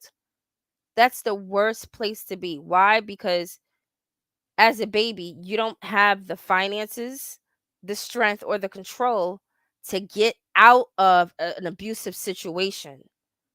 So it's like being in a domestic violence relationship. that you cannot get out of until you are able bodied or have the finances or the strength to get out of it. So the worst place to be born is in a body of a child or a baby with parents who are horrific, and there's nothing that you can do until I guess you get to what the age of what 14, 15. Maybe that's when you could start to crawl out of that domestic violence situation.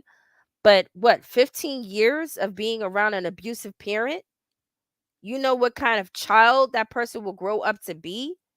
Then we wonder why it's so much crime, so much shit going on in this world is because there's kids that were born here with a clean mind, a clean heart, a clean soul, but their parents, the person that raised them, afflicted them with so much pain and agony and even abuse. There's kids that, they were raised in a home with a mother or a father who every day called them a bitch, a slut, a whore, a prostitute.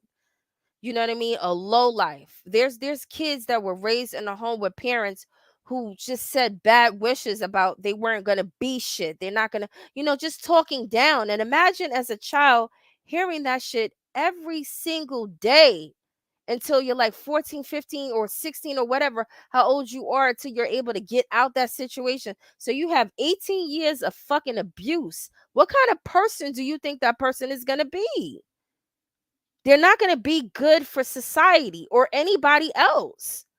Then you have this person who was raised by this abusive parent, then they grow up to be an abuser, then they get in a relationship with somebody and then they abuse them. And then the cycle just goes on and on and on and on. And then it's a karmic abusive relationship and a situation. And this is all in the chart. So anyway, guys, I've talked so much today. Let me see if she's there. Hold on. Okay, she's not there. Okay, yeah. So guys, I'm out. I've talked you guys head off. Again, excuse the frustration earlier with, the fake profiles and the fake usernames of, these people, looking up my information. That was another thing. This other person went and took it among themselves to to look up my information and think that I don't know. I do know. And I want you to know that I've done certain things already to take care of the situation because nah, I'm not down for that. But anyway, let me get out of here. I don't see anybody else chatting. Hopefully I can come back. When I come back, um some of the subjects I want to talk about is the dark wife and the dark mother. I want to talk about that. The dark mother, I guess we're going to be talking about it connecting to the moon in astrology. Of course, Lilith. So next time again, I'm going to come back and talk about the dark wife and the dark mother, and we'll talk about some of the afflictions and how if you're connected to a dark wife or a dark mother, how they can spiritually afflict you with things and could cause you injury that nobody could see. So anyway, guys, thank you so much for holding me down, and later, guys, I'm going to be out. I got to finish cooking this oxtail.